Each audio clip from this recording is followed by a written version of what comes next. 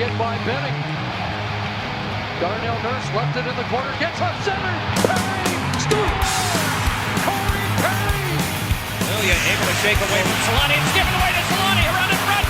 Score! Teemu Solani with the steal. Three of the fans want one. Score! Off the floor! On the board! Paul Kariya!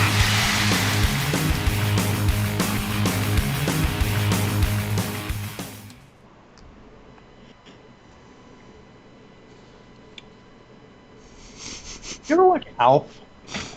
Yeah, I have watched Elf. You know, it terrified me as a kid. Alf? Yeah. I could see that. He's kind of scary. Yeah. He's one of the, Alf is funny because, he's a Muppet that is kind of warm and cuddly in the way that Muppets are. Yeah, but he came out in like ET times, so he had ET vibes. Well, yeah, but they didn't really make any effort to make him, visually, cuddly. Yeah, no. He just, by nature of being a Muppet, he just kind of has a softer look to him. Yeah. Alf is like a top-tier weird alien. Oh, yeah. No, 100%. You know what movie I watched well before I should have been watching that gave me nightmares for a while? Can't wait. What is it? Terminator. Oh, so good. It's such a good movie, but I watched it, 7 years old or 8 years old. Okay, that might be a little young. Maybe if you wanted to say 10, but even then, dude. Yeah, I was at a Terminator friend's house for a sleepover, and it was on Spike TV or something playing. Yeah, Just, sure. flipping That through is channels. Boy, what a sentence! I was at a sleepover at my friend's house, and we watched Terminator on Spike TV. I think you're officially old now, bud. Yeah, I know. Yeah, I'm hitting 30 this year, so I feel like the only thing that would have been Go better south. than that is we rented a Sega Genesis game from Hollywood Video. no, this was GameCube days, renting games from Blockbuster. Right. Yeah, I don't know. I hated the GameCube. Could you rent game? Yeah, you could rent GameCube games from Blockbuster. For sure. I didn't really start using it until. No, I think I got GameCube games from Blockbuster. I was gonna say I didn't start using it until PS2, but. No, I remember. The GameCube wasn't the greatest, but it was just the first console I got that was mine. So. See, yeah, for me, I should say, I think technically it might have been a PlayStation, but I remember very distinctly getting a Nintendo 64 for Christmas and playing Diddy Kong Racing and being through the fucking moon playing Diddy Kong Racing. That's the one system that escaped me because. Oh, dude, I regret it. Not man. super old man back in my day horseshit. It is one of the absolutely most elite consoles. It was N64 was awesome. end of the 90s into early 2000s. N64 was, right? Yeah, I think N64 came out 97, Yeah, so ish. its release just it just skipped my whole childhood because when my dad had old SNES and NES, so I played those, and then I was 3 or 4 when N64 came out, and by the time I was 8, 9, 10 playing games regularly, it was GameCube era. N64 had come and gone and passed, so I missed that entire era. Did you ever play Dreamcast? No, I did not. No, I didn't. I didn't play Dreamcast. I didn't play Sega Genesis. Didn't play Atari, anything like that. I had NES and SNES, and that was it. That's all I played until GameCube. And then PS2 was after that. Was the next thing I had. PlayStation 2. Dude, I have distinct memories of sitting in my uncle's room and watching him play. What was the fucking dolphin video game? Echo or something like that. This weird dolphin. It's on Sega Saturn or Sega Genesis. But it was so cool. And I think it was Sega Genesis was the one my uncle had, and it had a cartridge and a disc. you could play both, and it rocked. It was so cool. One of my There was favorite like a games. Hook video game. Oh, dude, Yeah, ripped. it's classic games. One of my favorite games from the SNES though was the old NHL game. I don't remember what it was called, but it was. I just think it was NHL All Stars or something like that. But that it was old. Like it was. I think it was It was. It like was Echo the Dolphin. It before NHL absolutely was '97. Echo the Dolphin. Okay, I feel much better right now. Yeah. I No. don't. Classic throwback games. That I still have it. It's just they're sitting. I'm missing an adapter. The NES and SNES are sitting in this cupboard beside me. I haven't played them in years. But. Yeah, I never had a Dreamcast. My uncle had a Dreamcast, and when I broke my leg, he let me borrow it, and that was like the peak of the like three-peat Lakers. And I was using the Lakers in whatever, I think it was like NBA 2K, like 01 or some shit. And all I would do is just shoot threes with Derek Fisher. Love it. This game here. This game got tons of playtime. NHL Stanley Cup. This game was classic. I had NHL 99. Wayne Gretzky 99, I think, on N64. Oh, dude, that was the best shit. That was when, like, I think Rob Niedermeyer was like still on the fucking Florida Panthers. Dude, I gotta go back and play that and look at the rosters, but it's unreal looking at some of the guys. Have you ever played this one? What is this? No, I've never played Blades of Steel, but I have heard quite a bit about it. Oh man, it's a good time. Oh, there's this one too. I don't even remember this one, but there's you might not be able to hear me right now, but there's this one too. I actually don't remember if I was playing this one. Ice hockey. What did you play? I played ice hockey. It's Nintendo Sports Series. It's like their first. Like it's like I guess what Wii Sports evolved into. But yeah, right. For hockey. Just and like we'll Wayne move on here for a second. I'm getting and like nostalgia here, but this thing got worn out like crazy. Oh, dude, classic Game Boy Color, dude. Yeah. Yellow edition, yes. I had a blue one and blue edition, bro. I would kill someone right now for a classic Game Boy Color with just first release Pokemon Blue. God, oh my god, dude. This sound is instant classic. Hold on, you gotta turn the volume up here to see if it actually goes. Yes. So silent, but instant classic, man. Oh, that's a beauty. That's so good. Well, everybody, welcome to the Forever Mighty Video Games of Old / Central Preview. But yeah, I guess before that, Edward, the first thing we have to talk about is, after years of bitching, finally your prayers have been answered, and it turns out Cam Fowler might not be on this team anymore. As someone who has been a lifelong Cam Fowler defender, you could argue fanatic. Yeah. I'm deeply saddened to hear that his time in Southern California could be at an end. But I'm just hopeful wherever he goes, he's able to show off the dynamic two-way play that has made him such a beloved figure in Anaheim. And in your life too, right? Yeah. Yeah, my best friend Cam Fowler. It sounds completely accurate. No lies were told. Yeah, I mean, like it's surprising because it's like it's being it's being reported that they would look to move him this season. It's not.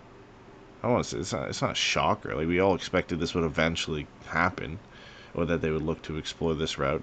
He has the four team trade list, before you can pick 4 teams, but apparently he's willing to open that up to more teams, which, again, it's ridiculous to say that there would only be 4 teams in the league he'd go to. Of course, you would imagine that 1, they would ask him to make that list bigger, and 2, that there would probably be more than 4 teams that he'd be willing to go to.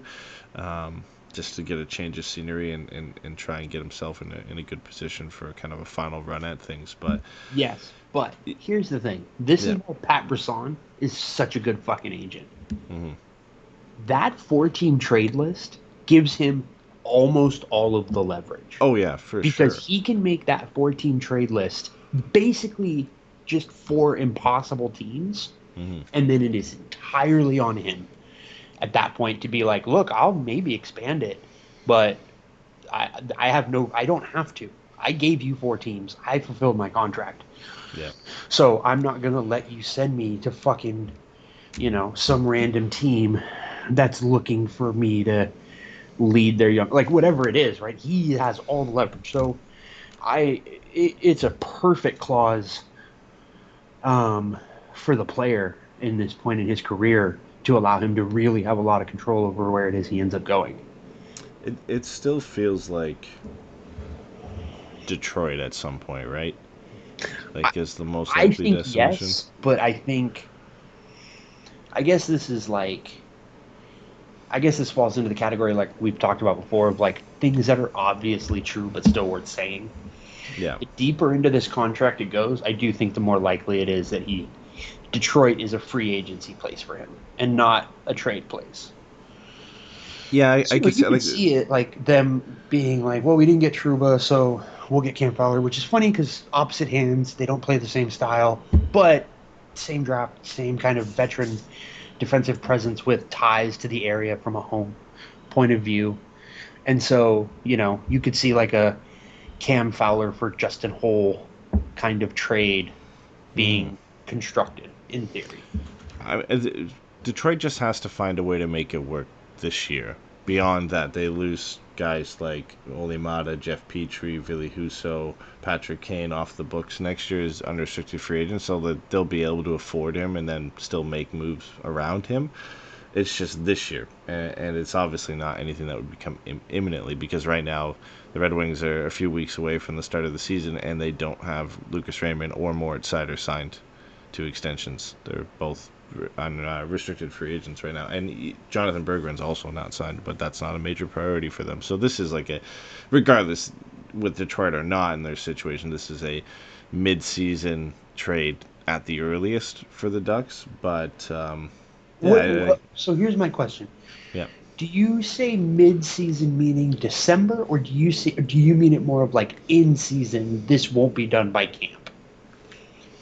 No, he starts the season with the Ducks. I can't see this being something that happens before the season starts. I can't. And from the tone of the article, it wasn't more saying that they expect anything to happen. It was just saying, they're discussing this as something that's going to happen at some point. And it's just like they're open to the idea of it if the right offer comes along. If it doesn't, I think the Ducks are more than willing to keep him here until there's an offer that makes sense for them to move him. So, no, I think this is like December probably at the earliest, January, February, close to the trade deadline type move if it happens. And it's not one that has to happen this year either, because he's still under contract. You can kind of push this into the draft and next off season if you have to as well. I think obviously you want to resolve the situation sooner rather than later, because now it is out there, and we do know that like time is ticking on for Cam Fowler and his time in Anaheim. But that's been the case for John Gibson seemingly for the last 3 seasons, and he's still here, right? So it doesn't necessarily mean he's gone just because they're discussing options to get him out. John Gibson, like I mentioned, is kind of the case in point there of a guy that the Ducks have been discussing a trade with and finding him a new destination for at the very least the last 2 seasons, if not the last 3, and nothing's materialized yet, right? So it's one of the same types of situation that it's going to take some time and the right situation to pop up for things to happen. But I definitely think he's easier to move than John Gibson is at this point. Yes, I think for a number of reasons. I think position. I think not having that extra year. John Gibson has 1 more year than he does on his deal. And then the other part of it is just contextually, because of his position, his salary, while could be cumbersome or problematic or whatever for a good majority of the teams, it doesn't feel out of whack completely. I mean, with the general level of like salary for that, right? Because I think, especially based on the way Elliot kind of talked about it on the podcast, it very much feels like teams are like, that's a veteran top 4 defenseman right there. And if that's the case, 2 years at $6.5 million, it's a little much. Yeah. But you're probably not going to have to give up a ton to get him. You're banking on him going. You're banking on him coming into a significantly better team with a less prominent role and being able to excel in that role, right? Like I think the thing with Cam Fowler that a lot of teams will look into is the fact that despite the Ducks' struggles, and you could say his struggles as well, he's largely been like the same Cam Fowler for the last 10 years, right? Like he's been the same type of player. He does what he does well. He does well every year. He's a transition defenseman, skates well, and he's kind of good enough on offense and defense to get by and be a top 4 defenseman. He's not a top pairing defenseman. The Ducks have kind of had to use him that way for a long time, where he's just not that guy. You put him in a team where you can put him on a second pairing. He maybe plays 20 minutes a night, 21 minutes this night instead of 24, 25, and you could see a world where teams will take a risk on that he could excel in that type of situation. And then, like you said, again, veteran presence, and for 2 years, it's worth the gamble to try and get it done. Yeah, and the other thing I was going to say is I think the farther into the year it goes before they trade him, assuming that they trade him this year, which is not a given.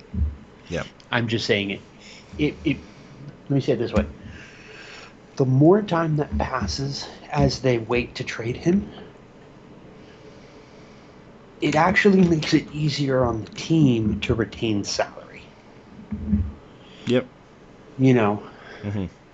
Because then it's like, oh, maybe it's only a year and a half of retained salary instead of a full 2 years or whatever. And like, just, because of budgeting or whatever, it just feels different for everybody involved, things like that.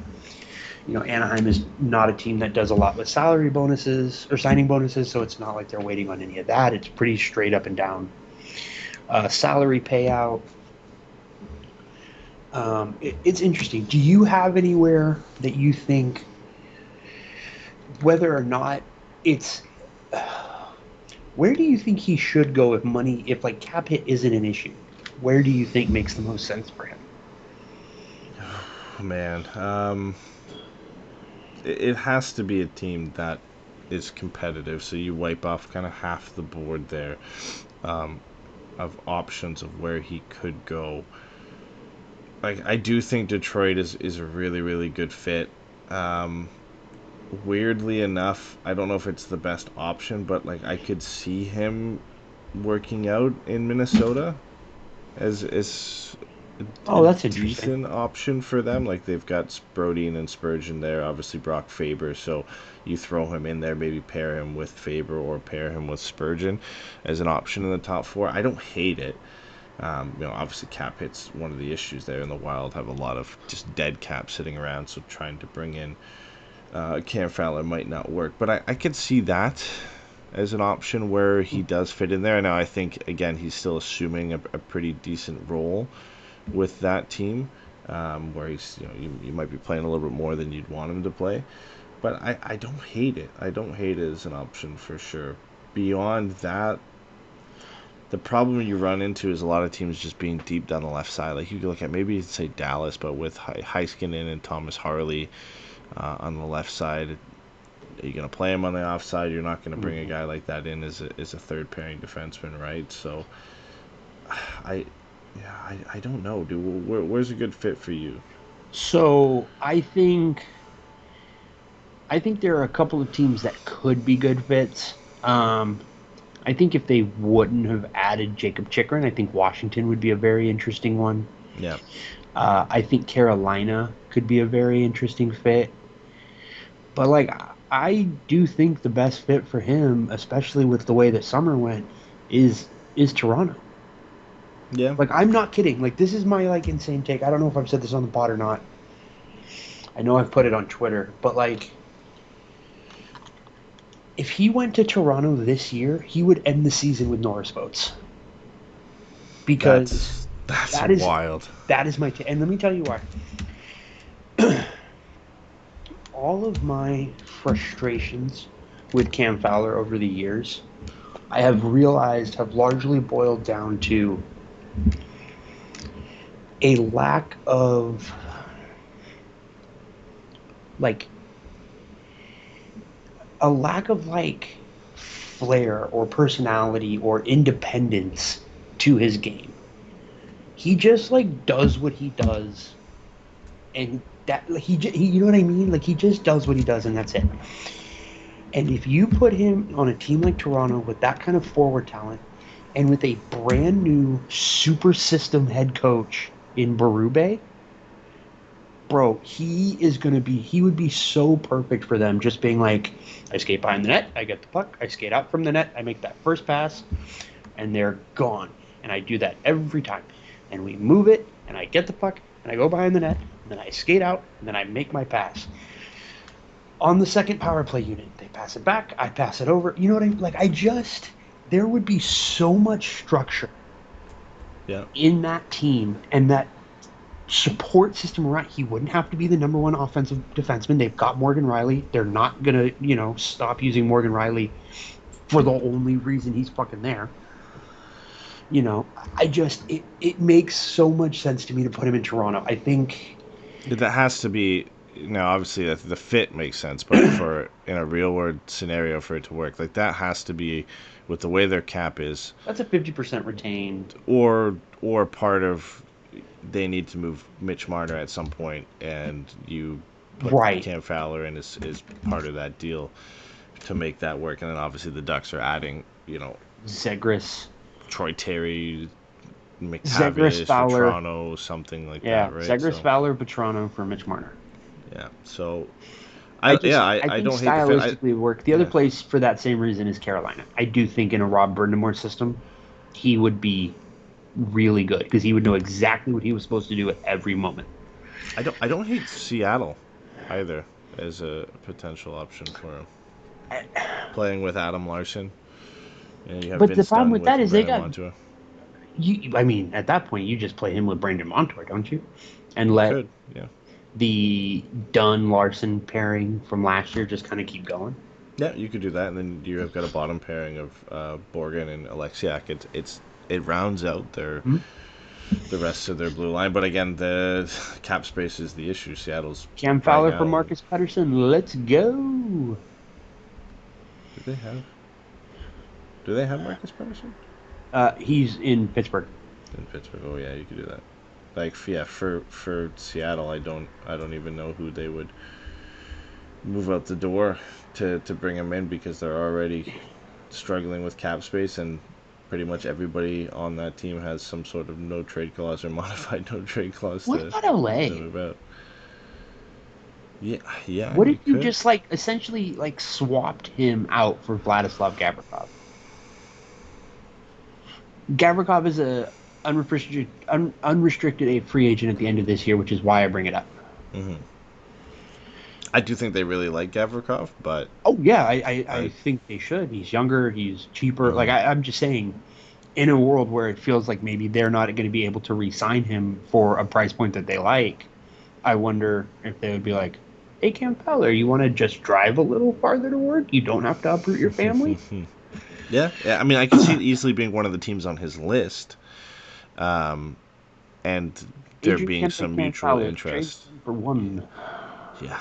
In a dream world, that would be the case. God, I would love to have Adrian Kempe on the Ducks. Quentin Byfield for Cam Fowler, 1-for-1. All right. If you had gun to your head right now and you had to pick where you truly think he's gonna go, what's the team that you think he's gonna go to when he does get traded? Gotta pick one. Not the team you want him to go to, or you think he'd be the best fit. Just where you think he ends up. Like Tampa, maybe. Tampa, yeah. I don't know why, but that feels like it could be an answer. I just ultimately think it's Detroit. I just think he ends up in Detroit. I think they're going to start off decent. They're going to be in a position where they can feel like they can make the playoffs. There's going to be pressure for them to make the playoffs. Stevie Y is going to have to do something big. They need help on that blue line. I think they're gonna be pushing to swing. What about Colorado? I thought about it with but I think ultimately what Colorado needs to do is add a forward because Nichushkin's out to November at the earliest with his player assistance program. And Landeskog is supposed to maybe be back this year, but he's missed 2 years of hockey, so they need a forward. They need to add up front. Remember when Bob Meyer was trying to sucker them into that trade? Yeah. Cam Fowler for Gabe Landeskog, and they were like, "We'll take Hampus Lindholm." And Bob Murray was like, "I'm not going to do that." They were like, "Yeah, we're not going to do it for fucking Cam Fowler." Yeah. I remember that. That was funny. I remember the hate that went flying there. It was like, there's no way I'd want Gabe Landeskog on this team for some of the injuries he caused. Absolutely insane. In a heartbeat, I would take a healthy Gabe Landeskog. Yeah. Especially at that point, he was only like 24, 25. People forget how good of a player Gabriel Landeskog is because he hasn't played for 2 years, but he's so good. Dude, when he was named captain of the Avalanche, he became the youngest captain in the history of the NHL. Mm-hmm. Again, I have my own personal feelings about making super young players your captains, but it is a time-honored tradition in this stupid fucking league, and it tells you how good he was, how fast, that they were like, no, we're 100% going to make this left winger our captain. Everyone was like, yeah, you should 100% do that. He's really good. He's just he was one of those man-child type players that when he stepped into the league, he looked like he'd been playing in the league for 10 years, right? So, yeah, I don't know. At the time, I would have loved for that to happen. But we have the Avs Fowler to get for Alexander Romanov. Yeah, I don't know. All right, we got the Avs we're going to get to later on. We got to start at the very bottom. Very bottom. With the Chicago Blackhawks, league worst, 52 points, 23 wins last year, and it didn't pan out. They weren't league worst. I guess Sharks were league worst. So Sharks were league worst. Yeah, so second worst. They end up with second overall pick. They get Artem Levshunov as their prize for doing so. But the real question mark is Chicago going to be any better? They've got Connor Bedard, who 61 points in 68 games last year, not so bad. Then it goes Philip Kurashev, who had 54 points in 75 games, and then a massive drop-off to guys that are sitting around 30 points with Nick Foligno, Jason Dickinson, Tyler Johnson, who's no longer there, Seth Jones, and Ryan Donato, who I believe is also not there. He might be there still. I don't know. No, he's still there. So their off-season additions were decent to kind of help out Connor Bedard. They bring in Tyler Bertuzzi, which is a good addition. They bring in Toivo Teravainen back to Chicago. Taylor Hall remains there. Then obviously the guys you mentioned before, Foligno, Dickinson, Athanasiou is still there. They bring in Mikheyev, Kurashev, Donato. So, I mean, it's decent. On the blue line, not much other than adding Alec Martinez and TJ Brody, so just adding some veterans there. And the netminders remain Peter Mrazek, and I think Laurent Brossoit is a new addition. So they do make some moves. They are trying to just not be basement dwellers again, but it's hard to see where any major improvement's going to come this year. Well, they added Pat Maroon, so clearly they're open for they're hoping for big things. Clearly, they're going to make the Stanley Cup Finals this year because that's just what Pat Maroon does.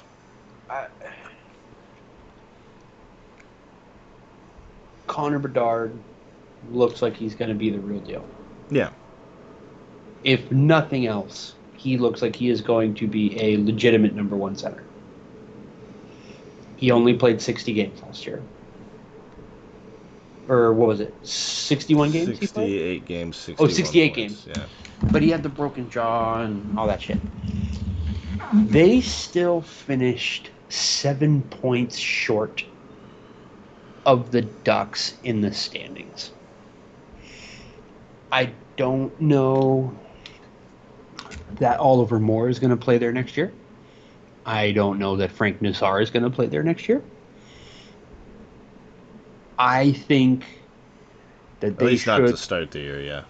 They should comfortably still be a bottom three team in the league. I don't know how. They should really be anything else unless, Connor Bedard goes full fucking exceptional status. Like, I can see Connor Bedard pushing 90 to 100 points this year, just because he's but got a here's little the bit question. better of a supporting What cast. is But can 100 points? Can 100 points from Connor Bedard? Let's say that's what, a 40-60 split, 35-65 probably, Mhm. somewhere in there. How does that turn into this team winning enough games to push for a wild card spot? no, they don't That's get anywhere like close. he Yeah, would have to go full 200-point Mario Lemieux yeah, no. to drag this team to a wild It doesn't card get them spot. anywhere close. The one thing I will say for this team, there's for me the only guarantee is they're gonna score more than 179 goals this year, just by the additions they've made to this team. Tyler Bertuzzi helps this offense. Obviously, Connor Bedard is going to take some steps forward, and Toivo Teravainen helps this offense. I'll just get them a little bit deeper. Taylor Hall, if he can stay healthy for the entire season, they have the rest of the depth forwards they had last year. They didn't lose much other than Tyler Johnson. So they will score more goals, but that's not really saying much when they scored a league worst 179 last year. I think they could push for like 190, 200 goals this year, but they're still going to struggle defensively. Not much has changed for them on the blue line other than adding some veterans, and in net, it's not any better than it was last year. So that's going to be the big struggle for them. I think they'll get in a couple shootouts here or there, but Eddie, that's I need you to hear this stat because this is mind-blowing to me. Yeah. 40.72 expected goals for percentage at 5v5 last year. Jeez. They didn't even hit a full 41% of the expected goals out there. That is so bad. Yeah. Yeah, they just weren't good. They didn't have anything. I like Brody. I like Martinez as far as Taylor Hall, Nick Foligno, bring in guys who have played meaningful games, put them on, allow them to just try to hold water a little bit at 5v5 when maybe Connor Bedard's not out there. Yeah. But Jesus Christ, man, that is insane. Like 40.72 expected goals for percentage. They had a 1.74 goals for per 60 at 5v5, but gave up over 3 goals against per 60. Dude, they got outshot by almost a full 10 shots per 60 minutes at 5v5 last year.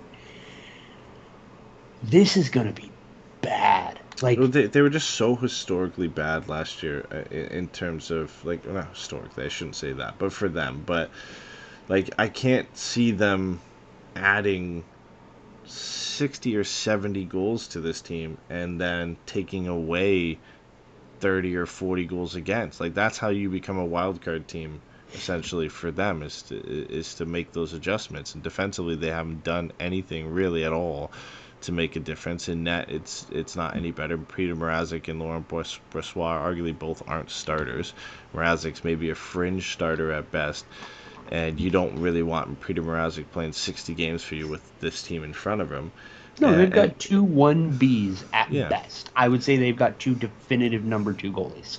Yeah, and like I said, like, this team should, in theory, score more goals because they have more talented players than they did last year, but not enough to move the needle. It's still going to be one of the lower scoring offenses in the league. They're going to probably have maybe around, if not just under, 200 goals for as a team by the end of the year, and they're still going to be hovering around that 280, 290 goals against mark. So it probably equates to a couple more wins here or there. I think if they can crack 60 to 65 points, that's probably a win for them to just have some improvement. And the big question marks and the big thing for Chicago going in this season is Connor Bedard staying healthy and taking steps forward to becoming truly one of the best players in the National Hockey League. So you need him to hit around 90 to 100 points, or you hope that's the case. And then other young players taking steps forward, Lucas Reichel, Frank Nazar, like you'd mentioned, Oliver Moore, and others, Kevin Krasinski. You just hope that they continue to develop into players that will help the Blackhawks roster in the future. But this is definitely, I don't see any team getting close to Chicago for the bottom of this division. They're going to be, again, a good 15 points dead in the bottom of the Central and out of it by February, March. Yeah, I think they are at the point in the rebuild where they have a great pipeline. Mhm. They, over the next 2 years, are probably hoping that shifts to they have a great young core. And then it's 3 to 4 years of, finding the right supplemental talent and things like that. And it's going to be a question of, can they not do anything stupid over the next 3 years to prevent them from taking that next big step when they're ready? Yeah. I mean, I'm very, very high on Frank Nazar. I'm very, very high on Oliver Moore. I'm very, very high on Levshunov. Like, I like what they have a lot. From a pipeline perspective, I think they have my favorite pipeline in the league. That's all they have right now. Well, that, and then they do have, that thing everybody needs, which is seemingly a certified number one center. Yeah. They're still a ways away, and the question is, how do they get through the rest of Connor Bedard's ELC without anybody losing their mind? And the answer is, you probably give him $9 million or whatever on July 1 next summer. Yeah. That's the answer, right? Mm-hmm. You just give him 8 by 800 million or whatever the fuck. You just hope that whatever new TV deal hits and the cap jumps to 98 million, and you're just like, here, great, you're a $12 million player now. Yep. But until then, how do you survive the next 9 months without going fucking insane? And how much longer is Luke Richardson the head coach on this team?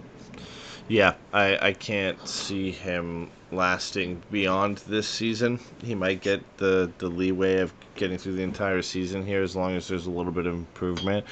But there's going to be struggles. There's going to be long stretches of struggles for this team. And God forbid at any point Connor Bedard goes down, this team has absolutely nothing going for them to be able to drive them forward and win them games. There are going to be nights where Connor Bedard drags the Blackhawks to a win, and I think he's really the only player on that team that has the talent and ability to do that, and that's the problem for the Blackhawks going into this year. They're going to rely heavily on Connor Bedard, player who is he 20 yet? Is he even 20? No. Yeah, a 19-year-old, presumably 18, 19-year-old. They're going to be relying on to drag them to win games. It's not the position you always want to be in. I mean, listen, you would have just turned 19. It is great to have a player as talented as Connor Bedard, but that's not the position you want to be in right now, having to rely so heavily on a player. Boy, you like never wished in your life a player would have gone to college, huh? Right. You sure you don't want to go to college for like a year? Just go to college for a year. Just 1 year. You're gonna fucking love it. Send them back down to Regina for because you can't put that kid in the AHL. I don't think you can at this point still. I honestly no. I don't even mean like from a rules perspective. I mean you cannot put that poor kid in the AHL. You can't. No, he's too good. He's too good. You're at the point where you have to play him. Put a target on his back. Yeah. The size of a freak. It's open tanking essentially if you don't play him next year. You have to play him. It's the best thing for his development is to play him. You just run the risk of putting a lot of pressure on this kid to drag this franchise back anywhere near a playoff spot because they did their best with what they had to bring in some sort of supporting cast for him up front, and I give them credit for that. Like Tyler Bertuzzi and Toivo Teravainen aren't nothing additions. Those are decent additions to pair with Taylor Hall and Foligno and Dickinson and what you have, so that on a line at a consistent basis and on the power play, he's going to have some help, so that should help him and insulate him a little bit. Are you hoping that the fact that Taylor Hall only played 10 games last year is relevant here? Like, I'm not saying that that's the difference between, a lottery spot and a wild card, but I do think you could say Taylor Hall maybe gets you another couple games. Well, yeah, you add Taylor Hall. You're basically adding Taylor Hall. You What, add 25? That's what I'm saying. Like, you get, like, what, yeah. 25, 30 goals there, probably. You get at least 20 from each of these guys, I would say, from Teravainen, from Bertuzzi, and from Taylor Hall. And then you think Bedard potentially pushes for 30, 35 this year. So, yeah, again, this team will score more goals Is as a there a result. world where they finish higher in the standings than the Ducks, and it's not because the Ducks were bad? Because I don't think that there is. I can't see it. Like, defensively, they're gonna have so many problems. Like, the only problem for me and why I could see it as a possibility is the Ducks didn't get any better at all. They didn't do anything this offseason to get Why? What better. happened? Um, so defensively, they're still in the same part, and you have to think this is a team that could potentially move John Gibson and Cam Fowler in the middle of the season. The Blackhawks are going to roll with this team. The only thing I could see maybe happening if a Brother, team we are wants to not that take a lucky. swing on it is that Seth Jones gets moved out the door by Chicago, and that's their big departure. But Your BFF? like the Ducks' hopes of scoring more goals, I think they have a lot more question marks than Chicago does. Like, Chicago's hopes of scoring more goals is that they've added 3 talented players to this team, and that Connor Bedard, a generational talent, is going to take a step forward in his second season. Like, with the Ducks, it's Right. is Zegras going to bounce back? Is Troy Terry still a 30-goal scorer? Is Vetrano going to have another almost 40-goal season? Like, that's our ifs, and those are a lot scarier ifs than Chicago's ifs. And if we're going to lose John Gibson, is Lucas Dahl still a starting netminder, right? And who's going to be the backup at this point behind him? What are we running into the season with? How far along in the season is that going to happen? If Cam Fowler goes, like, are Minchikov and Zellweger going to be enough on the blue line, right? So there's just a lot of question marks there that if Chicago can score 30, 40, 50 more goals on the season, and both these teams are still bad defensively, in theory, yeah, there's a world where Chicago finishes higher than the Ducks, and that is a massive, massive problem for Anaheim if that happens, I think. So, It's... sorry, I didn't mean to cut you off there. No, it's just that's a massive problem for Anaheim, and not really so much for the development of this team, but for management and not doing anything this offseason to try and have this team be a little bit better than they were last year. Right. I think that's right. I think the way I'm kind of thinking about it is because, again, like, this is going to sound so stupid given how one-sided it ultimately proved to be, but these are two teams that had their best years, like, you know what I mean, had their best years at the exact same time. Obviously, one of these teams won 3 Stanley Cups and the other one didn't. But the eras in which these teams were most recently at their peak are definitively overlapped. Yeah. And so it's been about the pivot out and bringing in new players and the tank and the rebuild and all this stuff. So I think it is worthwhile to compare them. And I would say I think the path to improvement for Chicago is easier to see, but is much shorter. Yeah.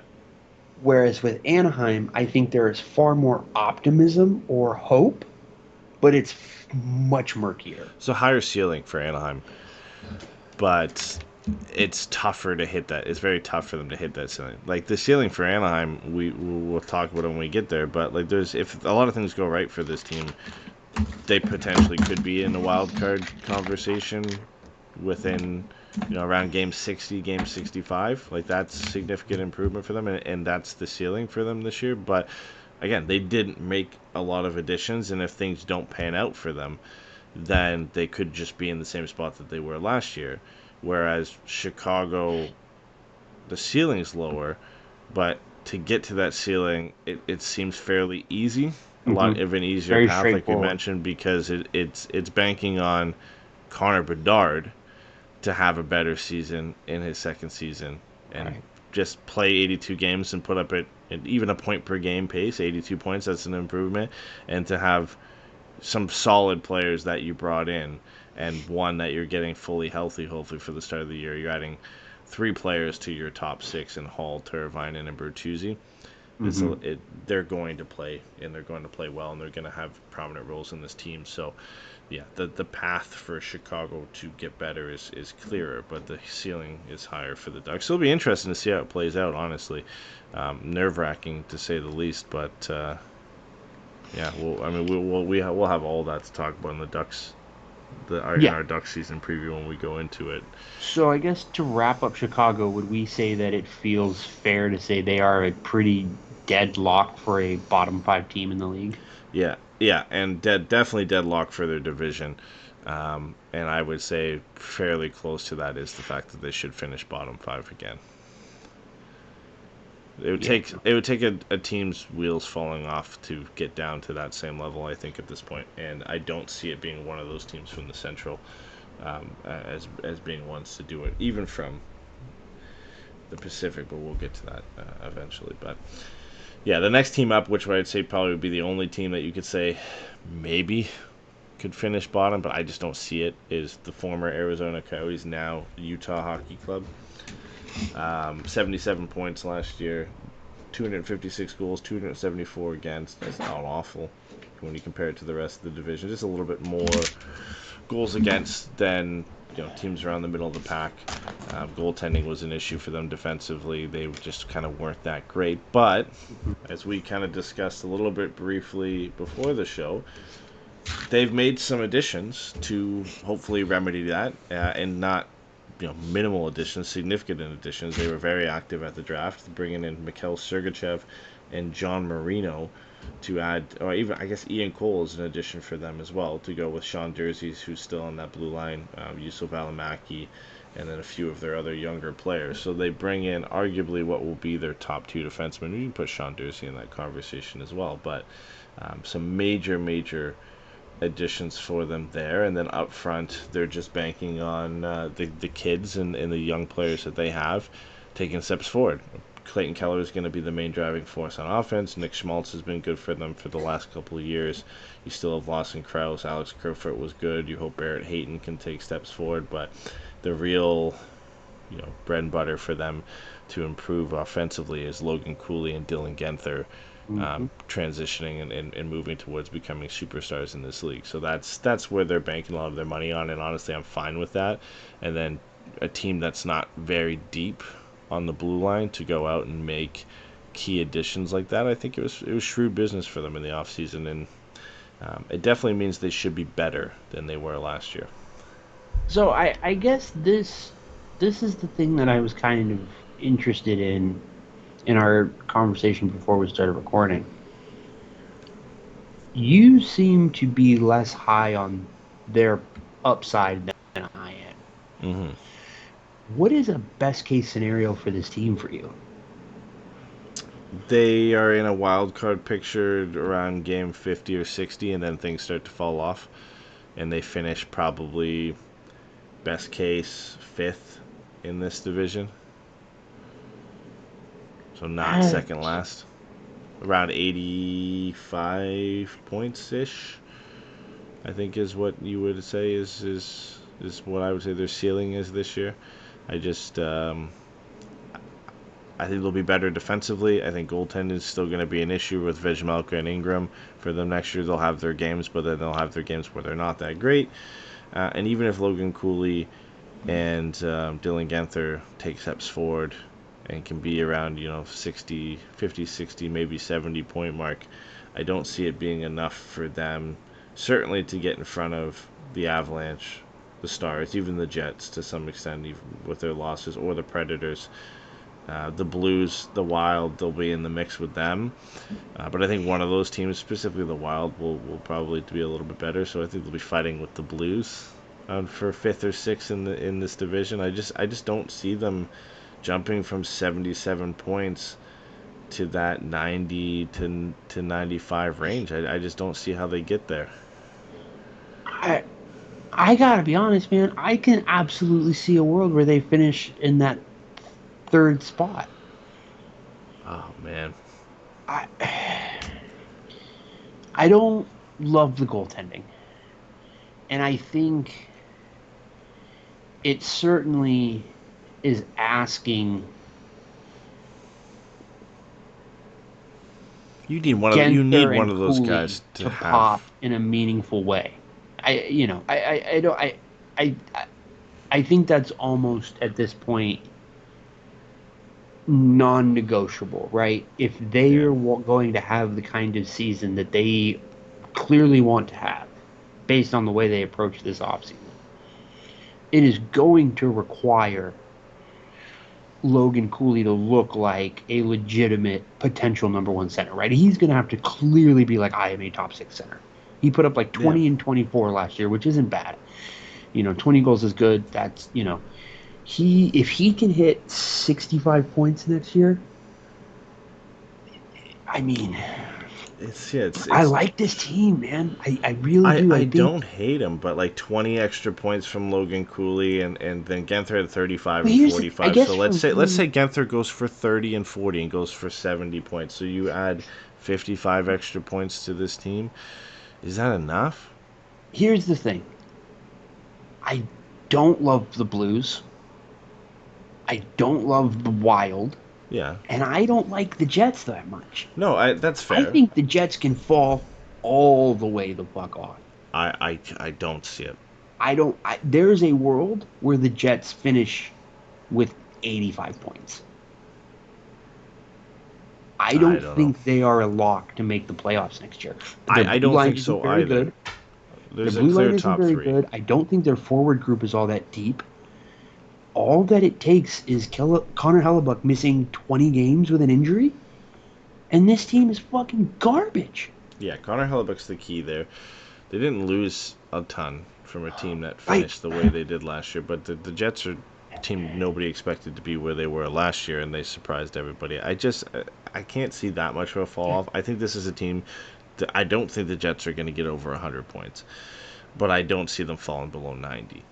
And I think the Preds jump into that spot up there with the Stars and the Avs, and then I think Utah will, for a while, will be in a mix with the Blues and the Wild, and I think there's definitely a world that they could finish above those two teams. But for me, that's fifth. That's fifth in this division, and if the Jets have a major fall off, that's still fourth. But there's going to be a clear gap between the top three teams in this division, just like there was last year. And I think it's the Preds taking that spot of the Jets, and the Avs and Stars still being two of the best teams in this division. I don't see there being enough for Utah. I think there's going to be improvement, and I think this team's going to be better, but a lot of the shortcomings are still going to be there. In net, that's going to be a problem for them. And then goal scoring consistency, I think, will be a problem for them next year. But they do have some promise. A lot of young kids. For them, a win is being in that wild card picture as long as you can. As close to the 70, 80 game mark as you can make it before things start to fall off and teams start to kind of push away from them. So definitely room for improvement. Definitely a year I think we'll see it from them. And I don't know, man. I think Clayton Keller. I'm not a huge Nick Schmaltz guy, but Clayton Keller and a 65-point Logan Cooley, and then Sergachev, Jersey, Marino. I like that top three blue line more than I like a lot of other teams. Yeah, no, it's really, really, really good additions for them. And listen, again, we're judging this team now. If they are in a wild card spot by the deadline, they go out, add a goaltender in a trade to bring in to help this team, add a little bit of help up front, all of a sudden, okay, then there's a chance for them to push. But I don't think with the way the roster is now, without further additions down the road closer to deadline, that they're a team that can make the playoffs with the roster the way it is constructed. I think they're a couple of key additions away from really pushing and being a wild card team right to the end.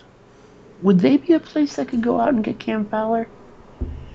They could be, but I think they've made their additions on the blue line already.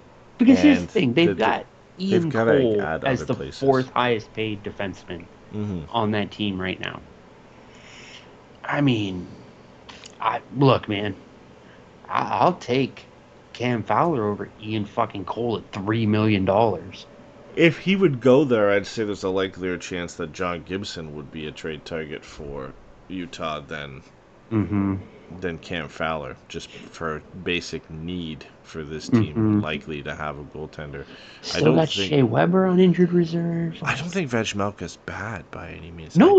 I just don't see him being the guy, and Connor Ingram's young enough that maybe he pops into the mix here, but we saw them last year in roughly the same team, and sure, Sergachev and Marino make this team better defensively, but not enough that I think it's going to make up for shortcomings in net. So it's going to be a problem. It's going to show up for Utah during the season that goaltending is going to be a problem for them. But hey, man, a couple, an addition here, addition there at deadline, and all of a sudden, if Genther's playing well, if Cooley's playing well, they could push for a wild card spot for me at that point. But they need those additions for me. I don't think the roster the way it is good enough to push for a wild card spot. Yeah, no, I think that's right. I think that's right. I just let me say it this way. I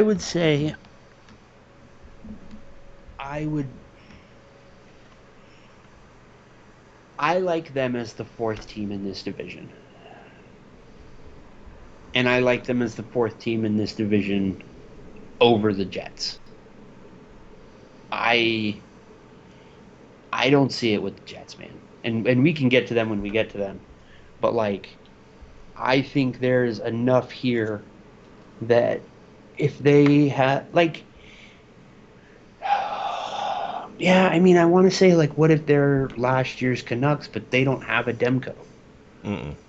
And that's part of the problem, I guess. Yeah, maybe goaltending is a little bit worse here than I want to give it credit for, but I really like going out and adding Sergachev. I really like going out and getting Marino.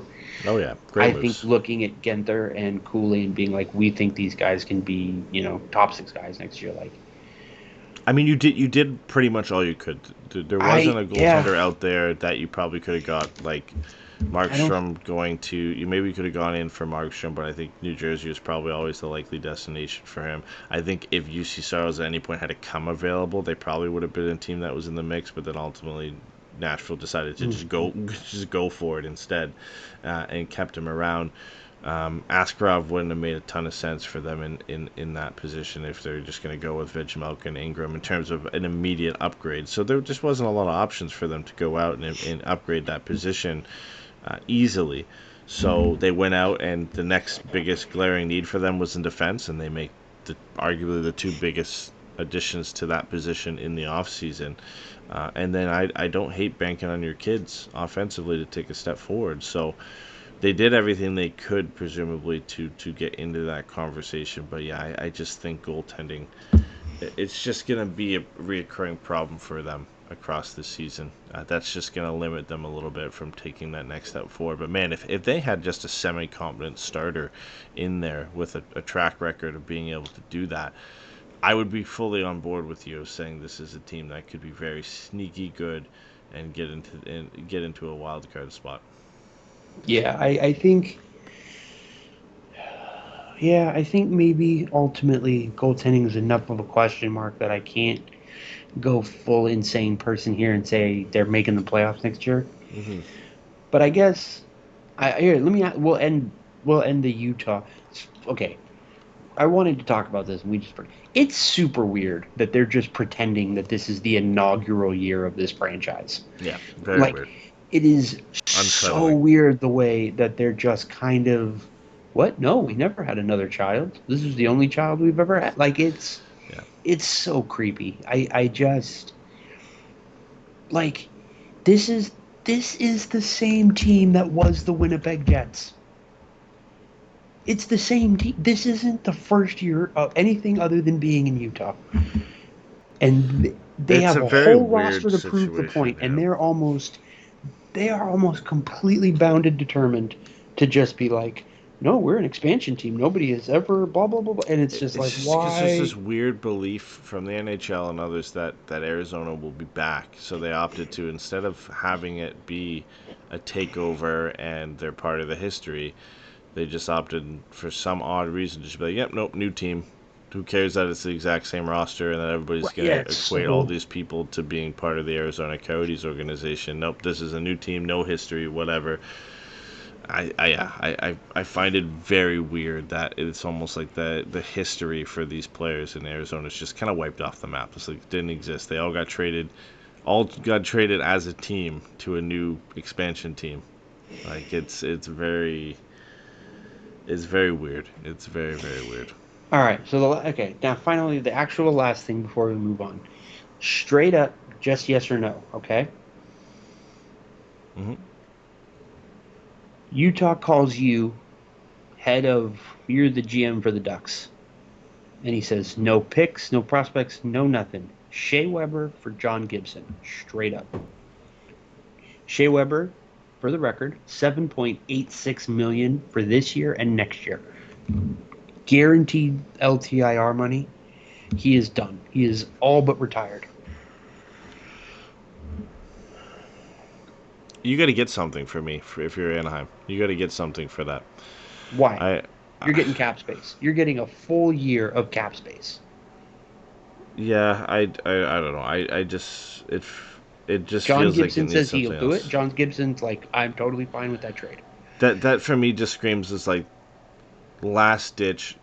You can't find anywhere else for him to go, but you have to move on at this point. Like Lucas Dostal's just proven that he's a starter, and you've gotten to a point with John Gibson that he just doesn't want to be the backup, and that it's best for everybody to just move him on. And that's the only offer that you've gotten. So you're just like, you know what, whatever. We'll take the cap space.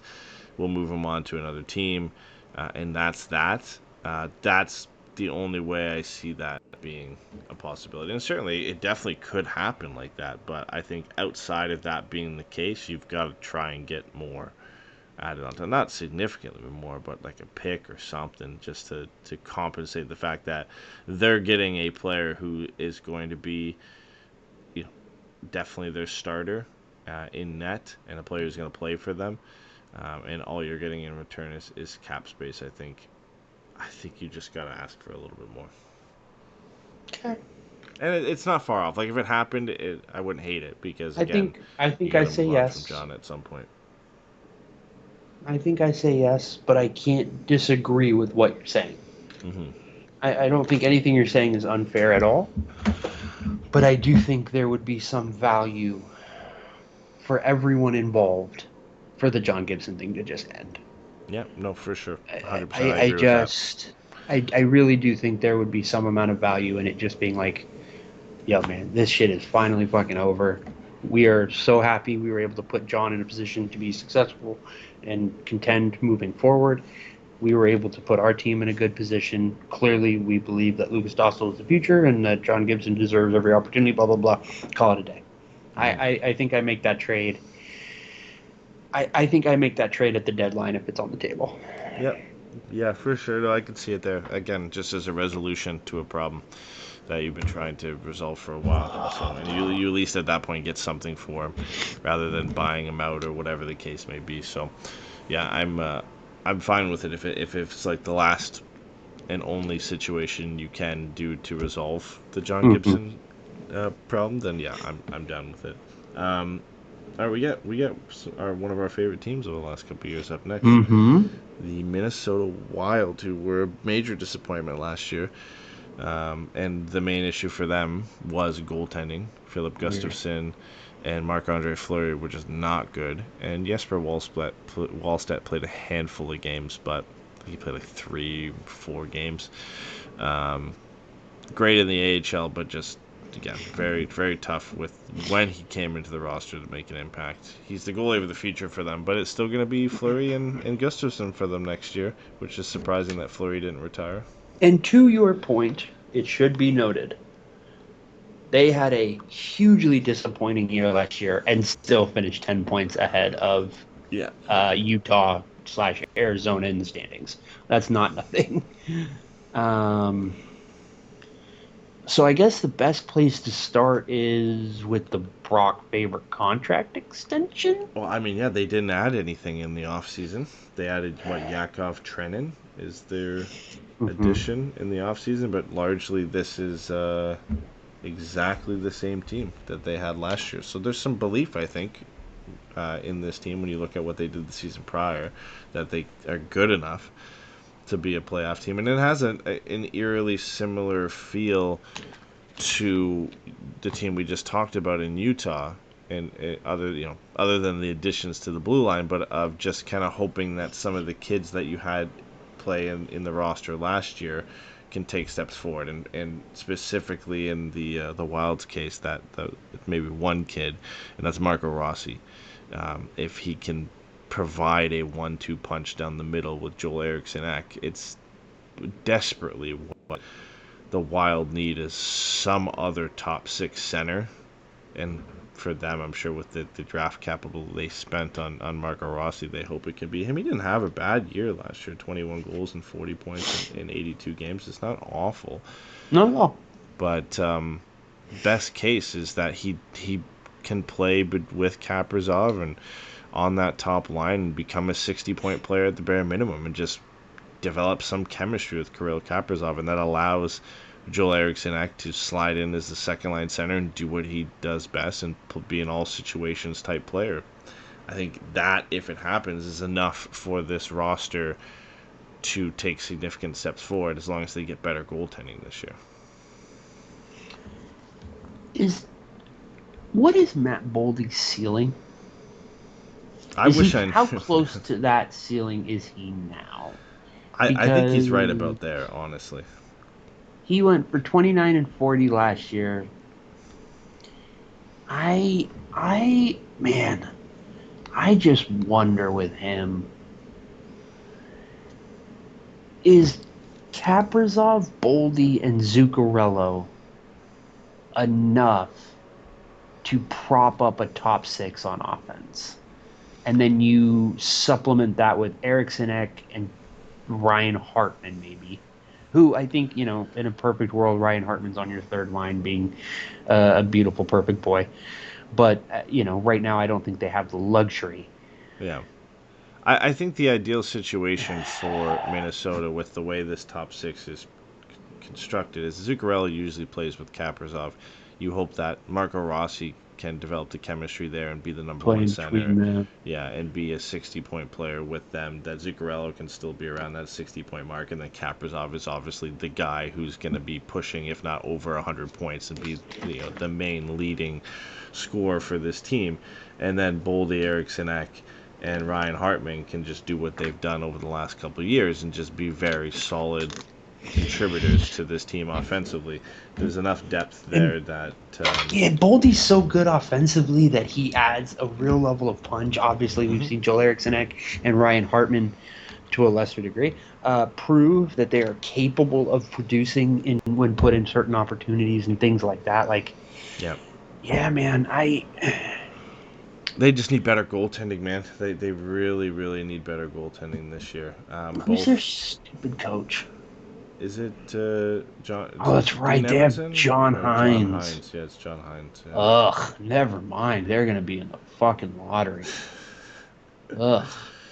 I mean, in theory, this is a team that I think is good, but I don't see them pushing for the top 3. No, this is division. A 4-5 team. This is a 4-5 team that could sneak in a wild card if things go well for them. But a lot of it's hinging on Marco Rossi and maybe to some extent Marat Kuznetsov to develop into a first line and a third line center for this team so that Joel Eriksson can get some help. If that is the case and they just get marginally better goaltending, then yeah, they should be around that 90 to 95 point mark and will be in the wild card discussion just because of that, right? I don't think it's out of the realm of possibility. This team will likely score around 250, 260 goals again this year, and it's just defensively, can they be better? Can they take that from 263 goals against to what some of the other teams around their mark had, the 250, the 240 range, and win a couple more games along the way. So I don't see significant improvement. I don't see a significant fall off either. I think they're plus or minus 7 points from where they were last year at 87. So they finish around either 90, between like 80 and 94 points. Is where they finish. I don't see anything significantly worse than that, and I don't see anything significantly better than that either. Yeah, I think this is the team with a relatively high floor and a frustratingly low ceiling. Mm-hmm. I mean, but then again, like, man, Kaprizov is so fucking good. Mm-hmm. He is so clearly an MVP candidate level player, 100-point player. Like, I just like, and John Hines like sucks, but he's not a complete total fucking like. Like, he feels like watered down Peter DeBoer to me in terms of just like, oh, he's gonna come in, he's gonna have a system, it's gonna be mostly fine, and the talent is gonna get what the talent gets. Yeah. Eddie, I swear to God, I keep coming back to this every year for the last 3 years. How is Thomas Hertl not on this fucking team right now, man? Yeah, I don't know. If Thomas Hertl is their number one center right now, this team is pushing to win the division. They have desperately needed to make a trade because free agency, with the way they've handcuffed themselves until next year with the cap, they have not been able to acquire a number one center through free agency because they just haven't had the room to do so. But there's been enough centers out there. Number one centers very rarely hit free agency, and when they do, apparently, or a number two, the only thing you can do is you have to give them the captaincy. This team could have, not for the cap space that he went for, but Elias Lindholm on this team makes them better to run with Elias, with Joel Eriksson, and at least look, you're objectively speaking, you're right. Yeah, I don't love Elias Lindholm. I would rather bet on Marco Rossi taking a step than giving fucking Elias Lindholm $7 million a year or whatever the fuck. Yeah. I mean, this is a team, regardless of how they do this year, I think, unless Marco Rossi proves he's a number one center, they're going to finally have the cap space to go out and try and get something done. Here's my question. Does Marco Rossi need to be a number one center, or does he need to be a top six center? Because I really like Joel Eriksson, but I don't know if he's a number one. He's not. I don't think he is. But I think if you have two legitimate top six centers and Kirill Kaprizov, who is a first line and like a first line star MVP caliber level player. Mm-hmm. What's the last team to win a Stanley Cup without a legitimate number one center? St. Louis with Ryan O'Reilly? Yeah. And I think you can argue that is Kaprizov better than O'Reilly was? No, but close. Kaprizov doesn't play defense. The Wild team wasn't as deep as St. Louis was, and Washington winning the Cup at that point, you would probably still argue that Nick Backstrom is an elite center. So I mean, yeah, he was in the down of his career, but I have a hard time saying anything other than Nick Backstrom was the number one center. So yeah, that's what it would take. Like this team desperately could use a very, very good 80 to 90 point center, like almost every team. I think they could use a 65 point center. That's the thing. If Marco Rossi cannot be a complete and total liability in his own end, and by all accounts, he's a smart, heady player, right? He's a guy who you should at least be able to trust to keep his head above water in his own zone. You look at what should be like the most fucking, yes, that is good blue lines. Just one of the most stable blue lines in the league. And Kirill Kaprizov, if he can just do 30 and 30, like if Marco Rossi is a 25, 40, 30, 30 guy next year, this team, I mean, again, comes down to goaltending, but I like this team. No, same. Yeah, they just need him to step up and be that I think guy. what I'm realizing right now, and it hurts me in my soul to say this, given how I've felt about both of these teams the last forever. I really think, from like a vibes perspective, I like Minnesota and Utah as a pair more than I like Winnipeg and St. Louis. I 100% agree with that too. Yeah. And I would rather them be the successful teams. Yep. No, I'm on board with that. Far more interesting to me. A good transition to move into St. Louis because they're the next team on our list here. Finished with 92 points last year, and a lot of their success coming when Drew Bannister took over.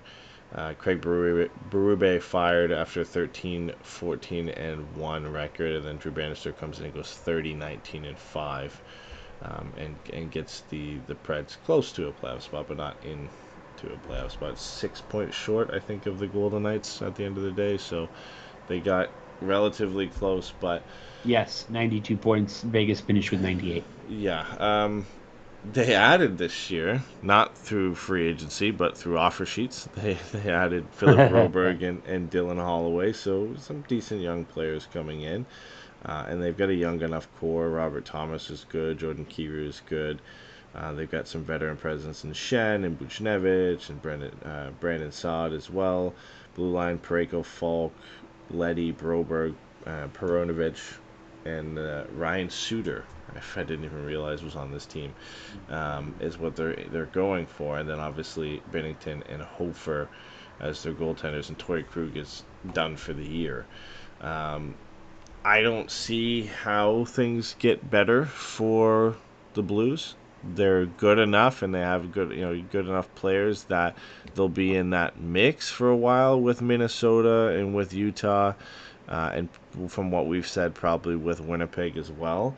But man, like they don't even, like, a lot of these teams we're talking about young kids taking steps forward. Cooley, Genther, Rossi, Kuznetsov. Is like, are they banking on Dylan Holloway to explode for them? Got Robert Thomas is very, very good. 86 points in 82 games. Robert Thomas is not Kirill Kaprizov. He's not a 100-point player. Jordan Kyrou is not potentially not even an 80 to 90-point player. He's like a 30-30, 70 to 75-point player. Buchnevich can be that guy. But like Shen, Saad, getting past their primes. No Krug, I think, is going to hurt them. Jake Neighbors had some weird Cy Young year with 27 goals and 11 assists. So there's some good young talent there, but it really drops off after that with like Kevin Hayes, who's no longer there, Kasperi Kapanen, who's no longer there, and then it's Alexei Torpchenko is the next guy up for them on offense. So like after those guys, the depth really falls off after the kind of the first four names off the board for them, and I think that's going to be the big problem for them. Is just depth. Scoring is going to be non-existent for them. But like beyond the top line, which presumably Thomas, Kyrou, and maybe Holloway gets a spot there, because Shen or Buchnevich might play there, because Shen, Buchnevich, and Saad and Holloway, one of them is going to play top line, and the other three are going to play second line.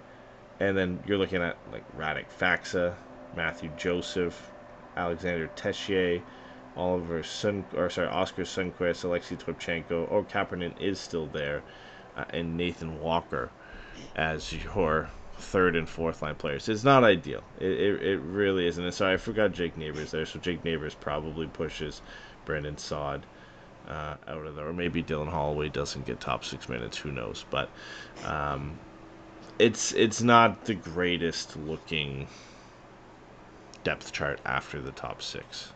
Here's the other thing. Jordan Binnington was fucking incredible last year. Yeah. By goal saved above expected, a stat I have been hot and cold with over the years, but still has value. Last year, over the last 3 seasons, there have been 10 goalies. There have been 10 seasons by a goalie, right? Mm-hmm.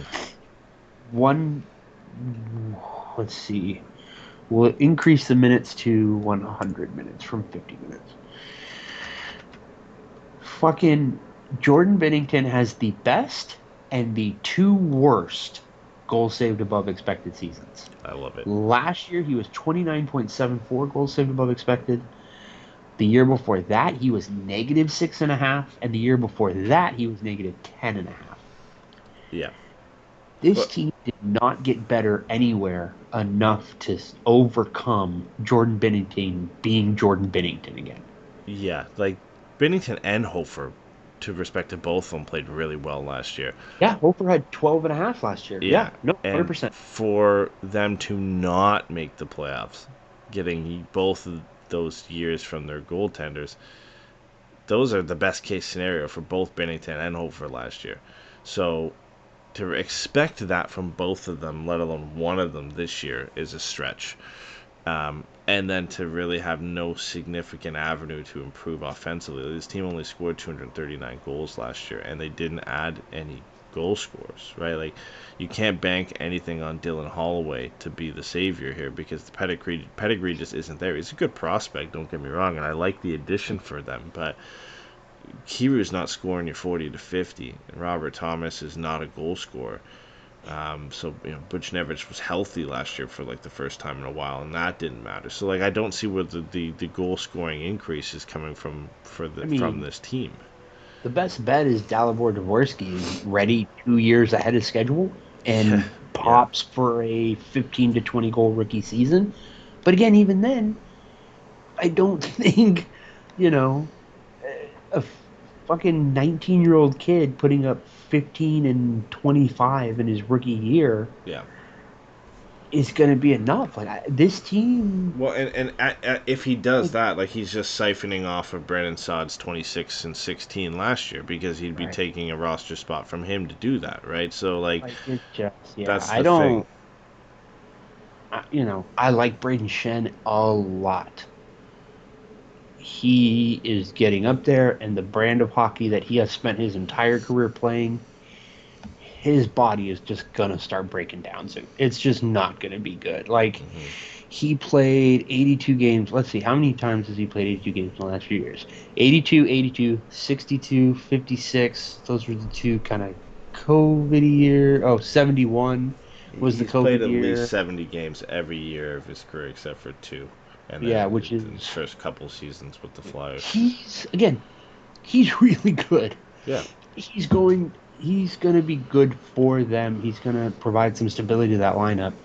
He is not at a point in his career, though, where he can make the kind of difference that they are going to be needing. Yeah. Like, boy, I really think the Blues could finish 7th in this division, man. I really think that should be considered to be more likely than not. I think there is absolutely a world.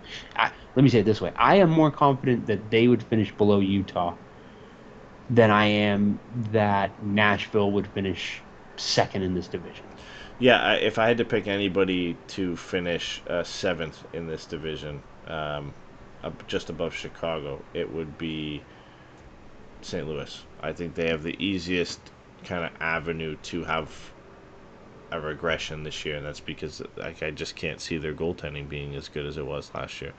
And then there's no significant improvements. There's almost subtractions from this team. Like on the blue line, losing Torrey Krug is a subtraction that they really, Philip Broberg's not going to replace those shoes. Right. And Dylan Holloway, like I already mentioned, is not enough offensively to move the needle. So this team just didn't make a ton of additions this year. Colton Parayko scored 10 goals last year. Yeah, that's not happening again. Yeah, and like, is Brandon Saad scoring 26? Is Jake Neighbors going to score 27 again? Is Braden Shen's going to score over 20?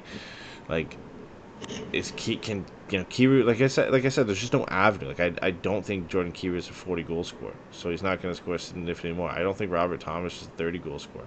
I don't think you can expect Saad and Shen to be over 20 on a consistent basis, and then Jake Neighbors, I don't think he's a 30 goal scorer. So it's just there's not a lot of avenue for the offense to get better, and the most likely outcome is the offense stays the same or maybe gets slightly better or slightly worse, and then the goaltending regresses. So then that just tracks for this team to be bad or be worse than last year. Are you looking at their hockey reference page right now? I have their stats from Don't last year. look at it. Don't look at it. Okay. What do you think Jake Neighbors, 27 goals and 11 assists, what do you think he shot last year percentage-wise? Oh, I don't think he shot the puck a ton, so I'm gonna say he shot 21%. 18.6, very close. Yeah. And again, Brandon saw it 18% last year. Yeah, there you go. You were gonna see those numbers come back down to earth, man.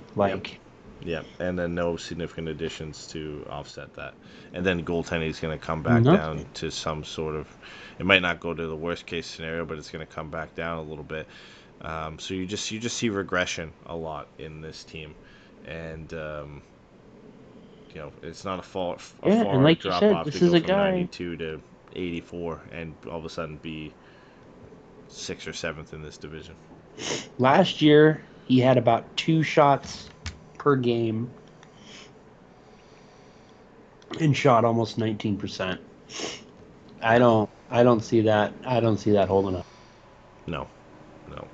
I also just don't see Jake Neighbors as a elite talent. Like, I think he's a good player, and he's a good middle six player who can, put the puck in the back of the net and be a guy who can consistently get over 20 for you and be a physical presence and provide some energy. But beyond that, like, he's not a perennial 30 goal scorer, 60, 70 point guy. At least to me, I just don't see him being that. Yeah, I think in a perfect world, what you're looking at is Braden Shen ages out of the top 6. And you're like, great, we have such and such center who can step in, be our number 1. We have such and such who can be our number 2. Braden Shen moves into the third line role, and we play him with Jake Neighbors and fucking Dylan Holloway. Yeah. And we let them go. They can win matchups most nights, like blah, blah, blah, blah, blah. They don't have anybody that they can put ahead of them. So they're just stuck with this team of, like, everybody playing up a position that they shouldn't be and hoping it works out. And that's just not a winning formula.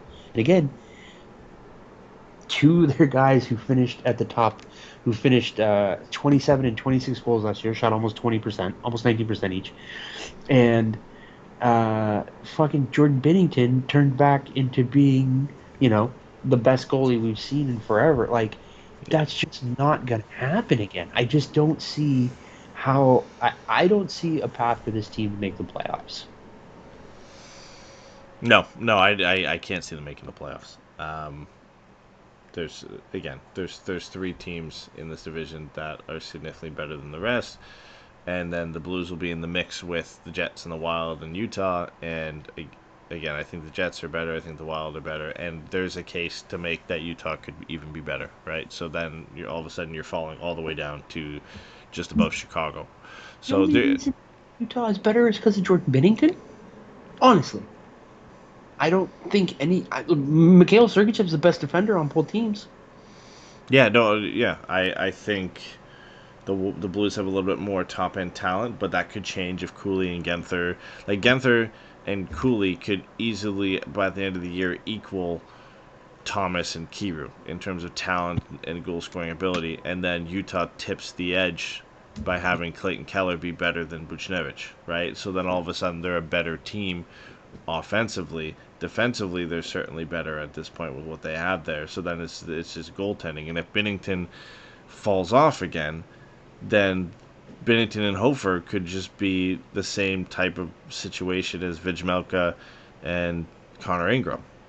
It's slightly better, but not significantly, right? So then they're right in the same mix. So I do see Chicago being last, Utah and St. Louis kind of fighting for 6-7, and then the Wild and Jets just kind of slightly above that in that mix. But yeah, we'll get to the Jets. We've talked about the Jets a lot because we think they're going to fall off. But we've talked about Utah making additions in the offseason. The Preds went out and swung for the fences. Steven Stamkos comes in. Jonathan Marchessault comes in. Brady Shea comes into the team. They re-up UC Saros to a long-term contract. A team that did surprise last year with the way they finished. A team I think I had picked not to make the playoffs. They get 47 wins, 99 points, make the playoffs. They look good. And man, like Stamkos, Marchessault, and Brady Shea are not small additions to this team. And they retain everybody else that was good for them last year. Philip Forsberg, 48 goals, 94 points. Roman Josi still going strong as one of the best defensemen in the league, 85 points, 23 goals for Roman Josi last year. Gustav Nyquist had 75 points last year for Nashville. Obviously, I don't think that's the case for him this year, but you see why that's the case, because Stamkos and Marchessault come in and kind of vulture some of that production. Ryan O'Reilly has been a home run for Nashville, bringing him in there. He had 69 points and 26 goals for them last year. And then they've just got some really good depth in Thomas Novak and Colton Sissons, and Kiefer Sherwood has been good for them. Phil Tomasino's young enough that once they get him signed, he's been good. Luke Evangelista is another young player that they have that can look to provide some scoring depth. So all of a sudden they kind of take what was good for them in a good offensive team last year that scored 269 goals, and then you add Stamkos and Marchessault to the mix there. Like that's some significant injection to this team that you could see them maybe be on the cusp of 280 to 300 goals for in this division. Yeah, man, I have a hard time. I guess at this point, the only way this team misses the playoffs is either UC Saros gets hurt, or Steven Stamkos, Ryan O'Reilly, Jonathan Marchessault, and Roman Josi all stop being good at the same time. Yeah. I don't know that you could rule it out in theory, but boy, do I like this team more than I want to. I know. I mean, listen. Let's cut to the chase. Is there a legitimate chance that they could challenge to win this division? I think they're the favorite. Honest to God, dude. Like, I think they are. You can't discount Colorado. Oh. You can't discount Colorado because they. Yes, I can, because Colorado doesn't have a fucking goalie. But they seem to. What I mean is they just seem to always get it done. I would have discounted Colorado and I'm pretty sure I did going into last season, because they don't have a goaltender. They lost Kadri. They lost this. Landeskog doesn't play. Nichushkin's in and out of the lineup. They shouldn't be good, but then they just are. Right, they get dragged by Ronton, Makar, McKinnon, and good coaching, and they just compete for the division. But I find it hard for them again. They have the same issues Colorado going into this year, and whether that can they can pull it off again is just a stretch to say that. And then I really do like the Stars, but I kind of like the Preds have now a little bit more with the additions that they made. It's just like two very shrewd acquisitions, leaders in the locker room, guys who've won it all and gone all the way. You add that to Roman Josi on this team, and Philip Forsberg and Ryan O'Reilly. Like, UC Saros is arguably one of the best goaltenders in the league. It's just a really nice core, right? Like, I'm fine with Roman Josi being kind of like the only elite defenseman on this team, and then you just surround him with really solid players. Like Brady Shea, I really like that acquisition. I don't know if he's worth $7 million, but I think to this team he could be worth $7 million.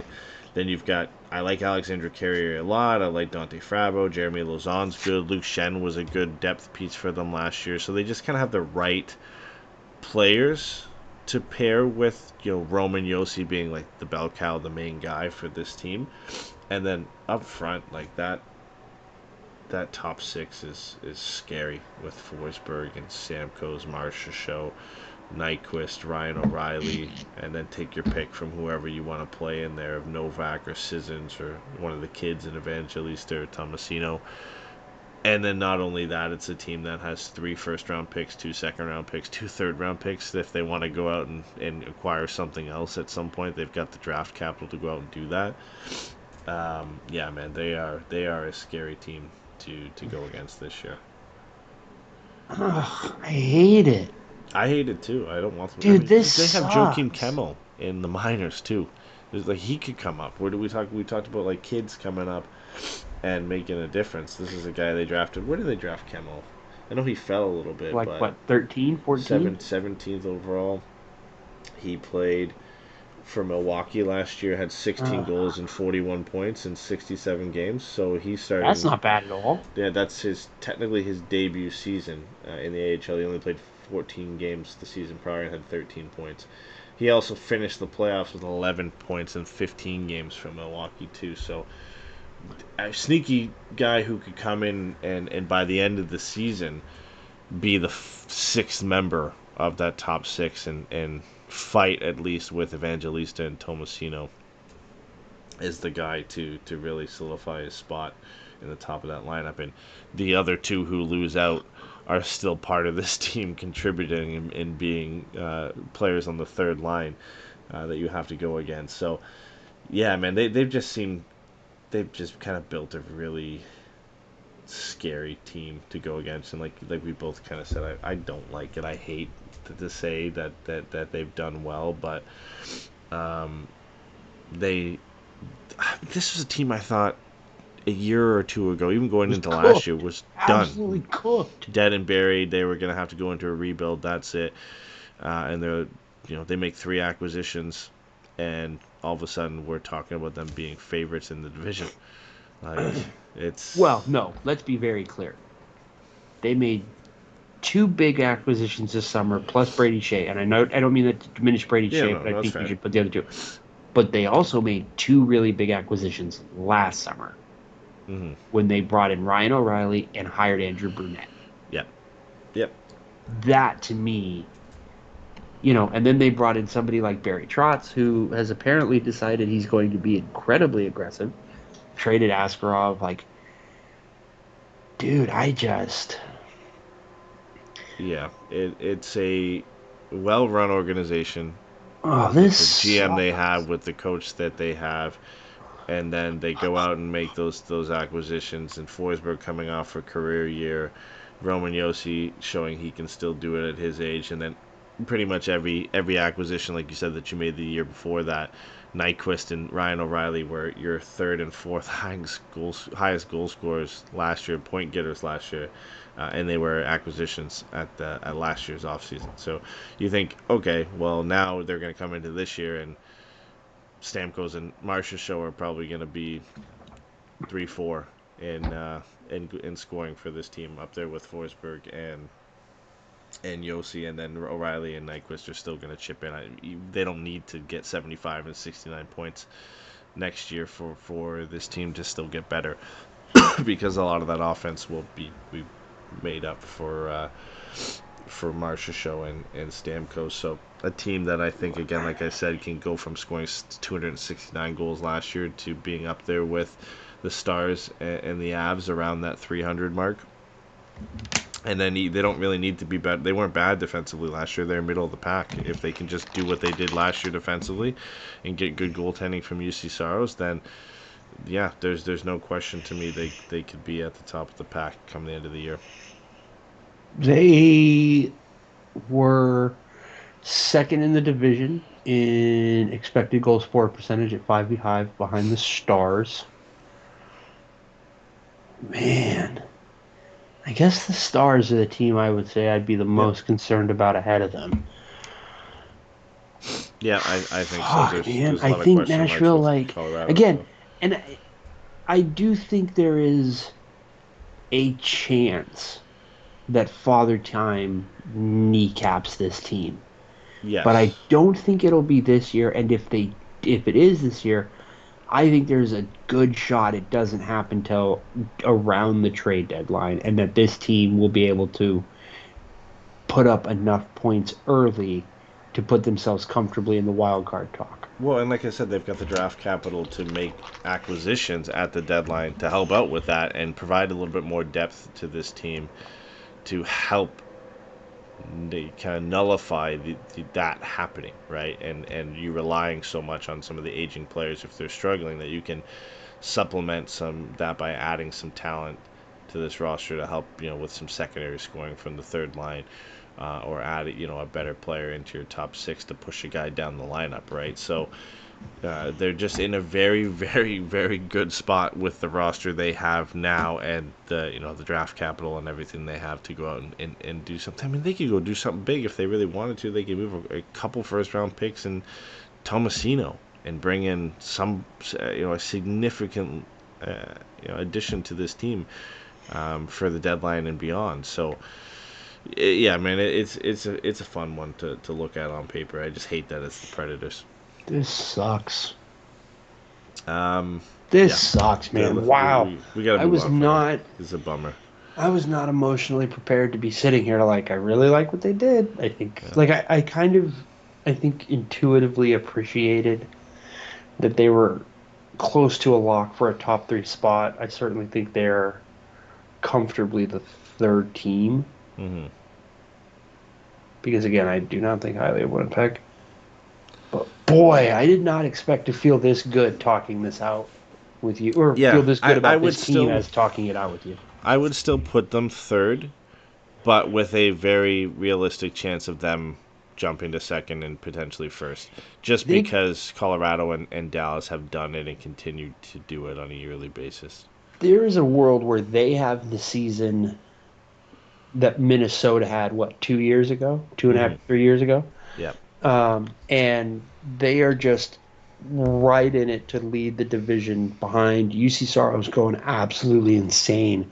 Yeah. And Steven Stamkos and Jonathan Marsh, though, each going for, 40 fucking goals or some horse shit. Yeah. All right. The Colorado Avalanche. Great last year. 107 points, most goals in the division, 304. Goaltending, defense, a bit of an issue for them, 254 goals against. But when you're scoring 304 goals, you can kind of mitigate that a little bit. And that's the thing with the Avs that I am concerned, because you look at the depth on this team and you look at the goaltending, you're like, oh man, that's going to be a problem. But then Nathan McKinnon's going to pop off for 140 points, right? And it's going to get over 100. Makar could get over 100 and was close to it last year. That alone, those guys are dragging the goal scoring on this team for you. And then you got good production from Jonathan Drouin. Devin Taves had 50 points, and then Lehkonen and Ross Colton and others, they just know how to kind of add the depth pieces to this team to just make it work. And they're extremely well coached as well. Yes. So that makes a difference. But yeah, man, I don't know. They're going into the season with another kind of new look team. The same 3 main guys, or I guess 4 now, are there on defense. You got Makar, Taves, Girard, Josh Manson, but there's some new faces with Killington and Eric Brandstrom and Calvin DeHaan as your 5, 6, 7th defenseman on this team. Up front, again, it's still McKinnon, still Rantanen, but Lehkonen is good, but he's hurt going into the beginning of the season. He's recovering from surgery, I believe. Gabriel Landeskog should be back at some point, but he might not. There's no timetable. It's just he's feeling better, and the team's optimistic he could play just early in this year. But they said that last year, and then he missed the entire season. So you can't bank on him being back. Nichushkin's in the NHL Player Assistance Program until at least November. So without those 3 guys, it's McKinnon, Rantanen, and then a big drop-off to Middlestat, to Drouin, to Ross Colton, to Miles Wood. And they don't have any young players coming in to offset that. So that's where... Well, they have Caleb Ritchie, who I really like. Yeah. If he might plays, might not make the roster, but I think he's going to really push for that third center spot. I really do think he is going to push. Yeah, he doesn't have a lot of competition beyond... Casey Middlestat's their second-line center now. So beyond that, he's competing with Ross Colton and Chris Wagner for a center spot. Yeah, so right. Definitely a good chance that he could make it. And I think with any other team, you put this roster, any other coach, and you say, yeah, they're going to be around that Minnesota, that, whatever. And the big difference maker why they could finish above them is because of the star power of Ronton and Makar and McKinnon. But then you put in the fact that they're a Jared Bednar coach team and what they've done and what they did last year.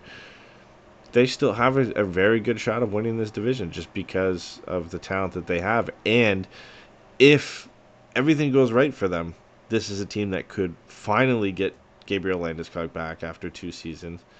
If they can have Nichushkin for 40 to 50 games this year, if they can have a healthy Arturi Lehkonen, all of a sudden this team gets very, very scary and deep up front to go with Middlestat and Duran with those guys. So there's the potential for a boom for this team where if everything goes right for them, they could run. They easily could run away with this division. But all of that has to somehow pan out for them, and they have a lot of fires that aren't just waiting it out in injury. There's a lot of things that have to kind of pan out for them, and a lot of situations that have to unfold.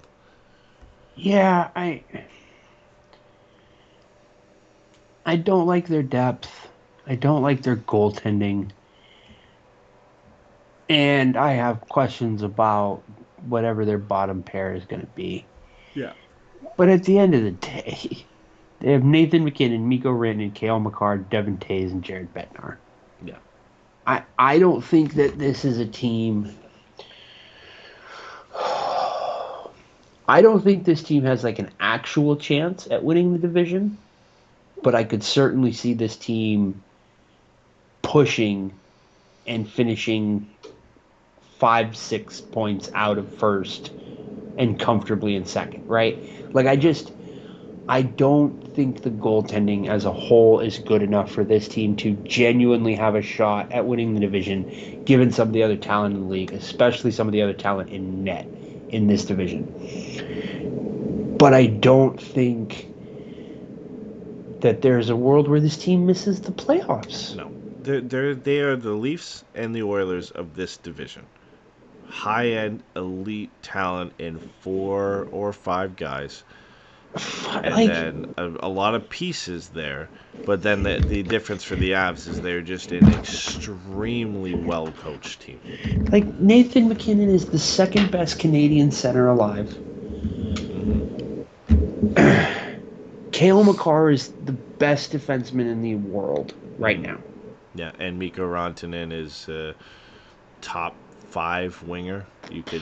He's as good a Batman. He's as good a Robin as you're gonna find. Uh-huh. And Jared Bednar is a top 5 or 6 coach in the league.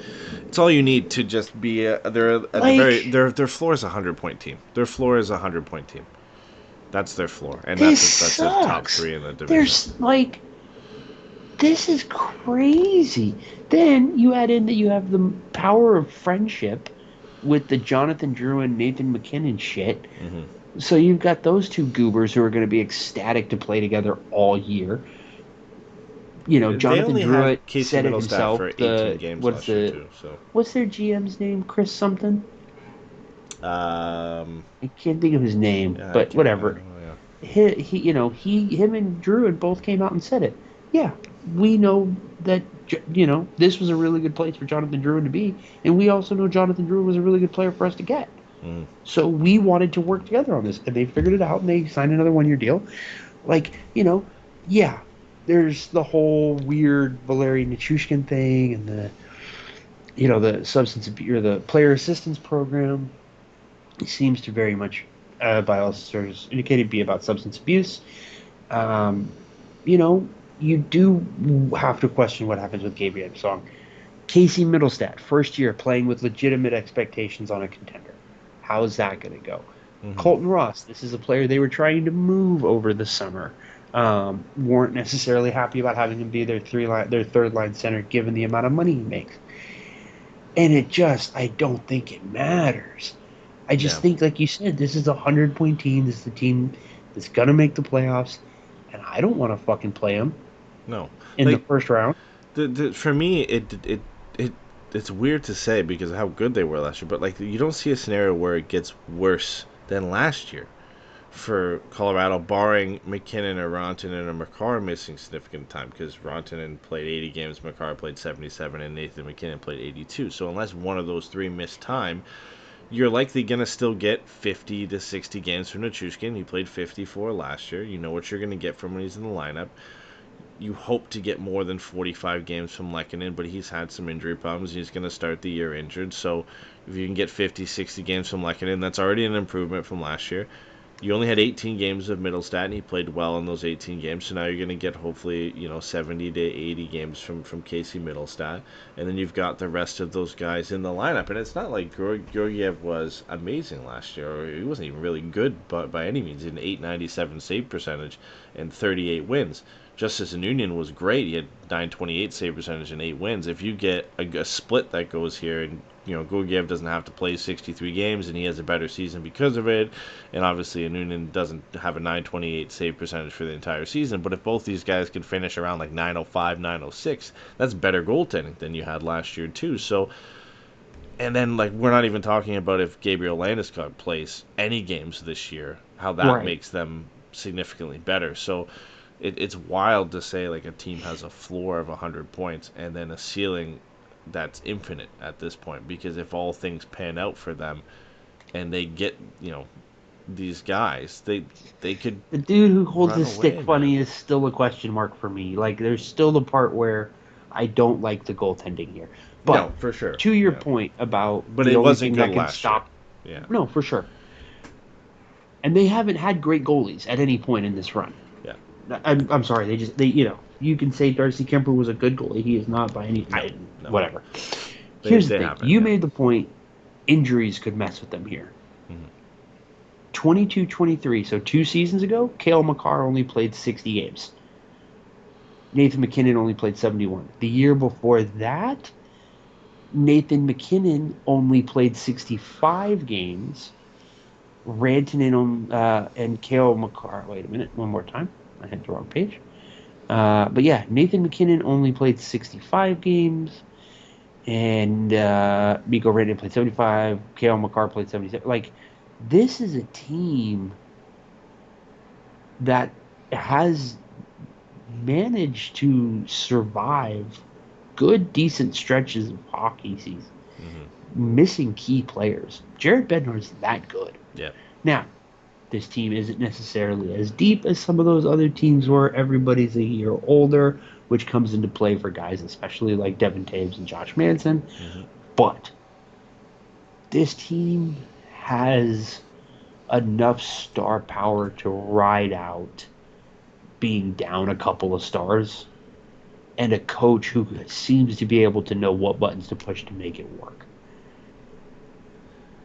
Yeah, man, they're just that good for me, and it's them, Preds and Stars at the top, and you can take your pick from who you think's gonna win the division from those three, and I think it's a safe bet to say it has to be one of those three that finishes in the top spot at the end of the season. And again, you can make your case for any of them on why they should and why they could do it and what could go right and could go wrong for them. But for all three of those teams, you would say the floor is fairly high. But I think for the Avs, they have the highest floor of any of the teams. Do I think the Avs have the highest floor? Yeah, I do, because I think Jared Bednar is the best coach. And they have the best player as well, and best players. I would say you take the Stars, the Preds, and the Avs. The best 2 players on any of those teams, or 3 players. Go as far as 3 players. The best 3 players on those teams are Nathan MacKinnon, Mikko Rantanen, and Cale Makar. Yeah, but I do think, here's the thing I will say. I do think Ottinger and Saros are good enough. Yep. And yeah, they're significantly better than Georgiev. Well, they're good enough that I think they push Rantanen. Yeah, that's fair. And I'll Jason give Robinson, you we McKinnon both and Makar. love. I'm not going to argue on those Jason two. Robinson as well. So. Yeah. But I do think, especially when the playoffs come, yeah, I do think those 2 goalies give my brain just shut off. Give Dallas and Nashville an advantage that I don't think Colorado has. Mm-hmm. But Colorado can pretty much always have someone good on the ice. Yeah. Borderline always have someone dominant on the ice, and that's a real problem. Yeah. No, for sure. All right. Well, we've talked enough about them already, so we might as well get to them now. The Winnipeg Jets. The big surprise last year, finishing with 110 points. I did not expect them to be in this situation, but you can almost single-handedly thank Connor Hellebuck for the reason that the Jets were in the position they were last year. They were the best defensive team by like a mile in the Central Division. 199 goals against. The next best was the Stars with 234. Like, it's just not even close. And then they just kind of scored enough goals, 259, which I think was fourth best in the division, to get by. The tough thing for me with this team is, like, sure, Connor Hellebuck could do that again because he's that good, right? But that's what you're saying you have to do for them to be as good next year. Is Connor Hellebuck has to have a 921 save percentage again and be a Vezina goaltender for them to be in the same position they were. Scheifele's still there, Morrissey's still there, Kyle Connor, maybe you get him for more than 65 games. You've got Ehlers, Perfetti still has to be signed, but he's there. You get a full season this time with Velarde. He only played 47 games, so like there's positives to be had there. But like they just, I don't know, man. They don't have the same vibe as Dallas, as Colorado, as Nashville. I do think they are still a good team. I still think they are the fourth best team in this division. But I just can't see them being in the mix with, you know, the Nashvilles, the Colorados, the Dallases of the world. Connor Hellebuck is so good that they are in any game they play. Yep. After that, it is a lot of B-tier star players. Josh Morrissey, Kyle Connor, Mark Scheifele. These are good players. These are players you can argue are star players. These are not premium star players. Mm-hmm. These are not guys who can win you a hockey game, in my opinion. These are not guys who can really take over a hockey game, in my opinion. For me, I think that they maybe have the highest floor in the league because Connor Hellebuck is that, or the highest floor in the division because, or other than Colorado, Yeah. I think is fair to say, with the highest floor because Connor Hellebuck has proven time and time and time again what he can drag this team to. But man, who is supposed to be fucking helping him out? Yeah, it's again, they didn't make any additions. Like their big addition this year will be hopefully having Gabe Velarde for more than 47 games because he was very good for them. But Nino Niederreiter is still there. Mason Appleton, Adam Lowry, Nemestikov, Ehlers, Connor, Morrissey, Scheifele. Like their top scorers from last year are still there. They added Sean Monahan, I believe, at the deadline. But he's now obviously in Columbus, so you lose kind of that late-end production, but they'll make up for that with another deadline acquisition if they want to. They added Toffoli at the deadline, so that doesn't count either. Again, the hope is you get Kyle Connor for 75-plus games instead of 65, and he can be back to a 40-plus goal scorer, so that helps. But, you know, what is it Brad Lambert that you hope is the other additions from somewhere? Cole Perfetti takes a step forward and becomes a solid 50 to 60 point player, and then Brad Lambert steps into the lineup and joins in your top six. Like, that's for me how this team gets better, can score more goals, but then you're relying on like a second line of Perfetti, Velarde, Brad Lambert, or something along those lines, right? Like there's a lot of ifs and risks and everything with that. For them to kind of have the same success or do better than they did last year. So I do still think this is a good enough team to make the playoffs, but I don't think it's going to be a walk in the park. I think they're going to be in that wild card conversation. and they'll probably be shy of 100 points this time around. But it all hinges on Connor Hellebuck, because easily they could be in the exact same position they were last year, and that will solely be due to Connor Hellebuck and him just being amazing. Okay. Again, Jordan Binnington had 29.74 goals saved above expected last year. Mm-hmm. He finished second. Connor Hellebuck finished first. How many goals saved above expected did Connor Hellebuck have? Sorry, what was Bennington at? 29.74.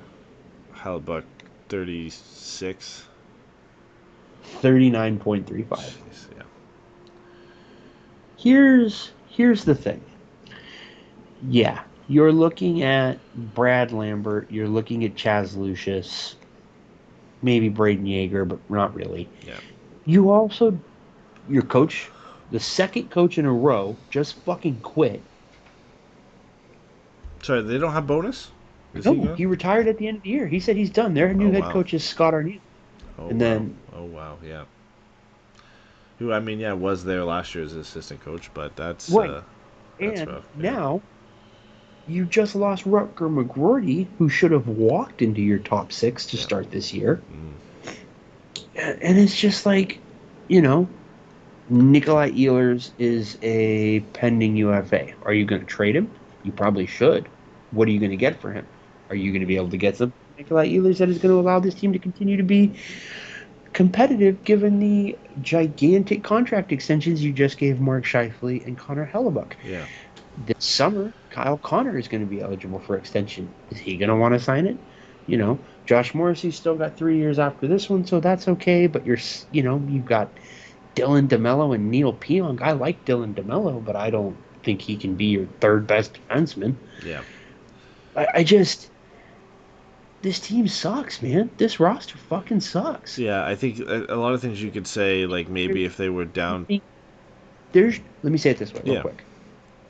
There is little to no room for optimism on this roster.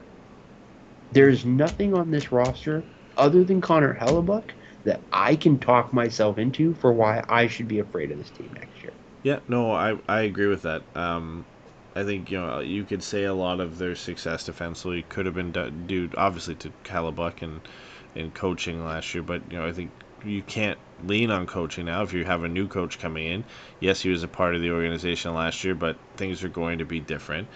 I think one thing you look at too is you're not going to get the same production from your backup goaltender that you got last year. Like Laurent Brossoit's numbers were insane. 15 wins and 920 save percentage and a 2 goals against average in 23 games. Like, you're not going to get that. He was 12th in goals saved above expected last year. Yeah. Their backup goalie was 12th. You're not going to get that likely from Kaapo Kähkönen as the backup this year. So even if Hellebuck doesn't regress, the backup goaltender is going to regress. He's not going to win you 15 games this year. So you've already lost wins from that area. So you've lost points from there, presumably. Not talking about anything on the top end with the goal scoring or even Connor Hellebuck regressing or anything. Just straight off the backup goaltender likely not being anywhere near a 15-win, 927 save percentage netminder again. You're losing wins there for sure. Yeah, man. Again, Brad Lambert, Chaz Lucius, these are players that are worth being excited about. Mm-hmm. Players with a skill set that can clearly be helpful. But there is such a lack of dynamism on that blue line. And the depth is good without being scary in the forward group. Mm-hmm. I just don't... Andrew Chelney and Nick's... I always fuck up Nick's last name. But they do the Liberty Blue Pod. I've talked about them before. I like them. They're very smart guys. I think Andrew has Winnipeg winning the division, if not in the top 3. And I asked him what is this? Is this just belief in goalie? And his thing was, I don't think the defensive breakdowns that happened in the postseason are going to be a problem. I think they'll get it sorted out, and they will be closer to the team they were in the regular season. And that is reasonable and fair. I just couldn't disagree more. I have no reason to think that again, like, this team lost Brendan Dillon, and I feel like that's bad. Brendan Dillon's fine, like, there's no dynamism on that back end, and there is minimal dynamism up front. And I don't even know that there really is anybody truly dynamic up front. Kyle Connor's a goal scorer and he's good. Mark Scheifele's a playmaker and he's good. But, like, these aren't guys you're afraid of. These aren't guys where you're, like, building your whole game plan around because they scare you. You're building your game plan around because they're the only guys you have to worry about. Yeah. You win those minutes, you're going to beat them most nights. The best player on the team is Connor Hellebuck, and we've seen exactly how far that has gotten this team in the past. Why should I be afraid of this team? Why should I have expectations of this team? Yeah. No, I definitely I agree with it there, man. And I think when we move into the last team that we have left here with the Stars, you talk about not being, having a reason to be scared of the Jets. I think there's more than a handful of reasons to be scared of the Dallas Stars, which is a difference maker here, and why we kind of have them up there with the Preds and the Avs, and still probably for me the favorites in the Central Division, just because I really like what they have and what they've built. Listen, you hate to say it, but Pete DeBoer has done a good job with the Stars and what they have. I'm not a huge Pete DeBoer guy, and I know you aren't either, but what they've been able to put together is great. Now, the one knock you could say against the Stars, the one thing they'll struggle with is the loss of Joe Pavelski after he retired. That's going to be something to monitor. Now, there is definitely places you can see where that can be made up. Wyatt Johnston is unreal. The season he had last year, again, rookie year kind of came out of nowhere and surprised everybody with a good rookie season, and then comes out last year, 32 goals and 65 points, was third on the team in scoring, was only two points shy of being second on the team behind Joe Pavelski. Rupe Hintz had a great year, 30 goals, 65 points. Duchesne, excellent season, excellent acquisition. Shannon Sagan are up there. Miro Heiskanen is an elite defenseman in this league and starting to come into his own on the offensive side of the game. Now finally getting power play one time consistently. He's starting to put up more points. Thomas Harley is now they have a second blue liner finally. Like, how many years was it just Heiskanen and like Essa Lindell? Like, they didn't have. Hey, what we're not about to do is slander the good name of Essa Lindell on this podcast. He's good. I like him a lot, but they didn't have anything else. But now Thomas Harley comes up. I liked Niels Lundqvist. He played 59 games last year, but he looks like a decent option. So if you've got like a top four now of Heiskanen, Harley, Lindell, Lundqvist, it's not awful. It's not bad at all. And then you've got some really good forward depth with Robinson and Johnston, Hintz, Duchesne, Ben, Marshman, Sagan, and Dadonov as kind of guys that you could run with. And then, not to mention a couple kids who can also, one who broke into the lineup last year and another who had a great AHL season who's going to break in this year that can supplement the loss of Joe Pavelski. You've got Logan Stankoven, who we both like a lot, who was unbelievable in the AHL last year. And then came up. He started really hot, kind of cooled off a little bit, but 57 points in 47 games in the A last year. Finished with 6 goals, 14 points in 24 games with the Stars. Started very hot, but then cooled off a little bit, but mostly because very deep team. He played kind of like third line minutes for a lot of that time. But a guy I think will step up in the lineup this year. And then you've got Maverick Bourque, who played one game with the Stars last year, former first-round pick. But he had 77 points in 71 games in the AHL. Nothing left to prove down there. He's the guy that's going to jump into the lineup this year. So it's what we've talked about with a lot of these teams. You've got a high floor with the rest of the guys coming back. You got one loss that you got to make up for in Pavelski. But you've got a lot of good young players that can make up for that and really help you kind of move this team forward in a different direction. And a team that scored almost 300 goals last year that could look at having a better offense somehow for this upcoming year. Yeah, I look, they've got a legitimate MVP Art Ross, candidate in Jason Robertson. You think They've he's a got 100-point guy? You think he can be? Jason Robertson? Yeah. I think he absolutely. I think he absolutely has. Like, obviously, I know he's hit it once, but I just mean on a consistent level. I definitely think he's got it in him to go out and win a scoring race one year, 100%. Yeah. Okay. You've got Miro Heiskanen, Mm-hmm. bona fide, top 6, top 7 defenseman in this league. I think a lot of people would argue top 5 pretty easily. Mm-hmm. You've got Jake Ottinger, who's one of the best young goalies still in the league. He's 25, so he's still youngish, especially for a goalie. Like, there's a lot to like here, you know. I think Rupe Hintz is fucking baby Barkov in a lot of ways. Like, look, here's what I'm gonna say. Peter DeBoer coached 3 years in Florida to start his career. He won fewer games every year. Then he went to New Jersey, where he coached 3 seasons, got fired 36 games into his 4th season as head coach. Then he goes to San Jose. 4 straight years, coaching 82 games, winning 46 games except for one where he won 45. And he gets fired 33 games into the next year with a losing record. He goes to Vegas. He's in Vegas for 2.5 years. Gets fired. He is now going into year 3 in Dallas. Peter DeBoer clearly is a coach with a lifespan. Mm-hmm. I think this roster is very good.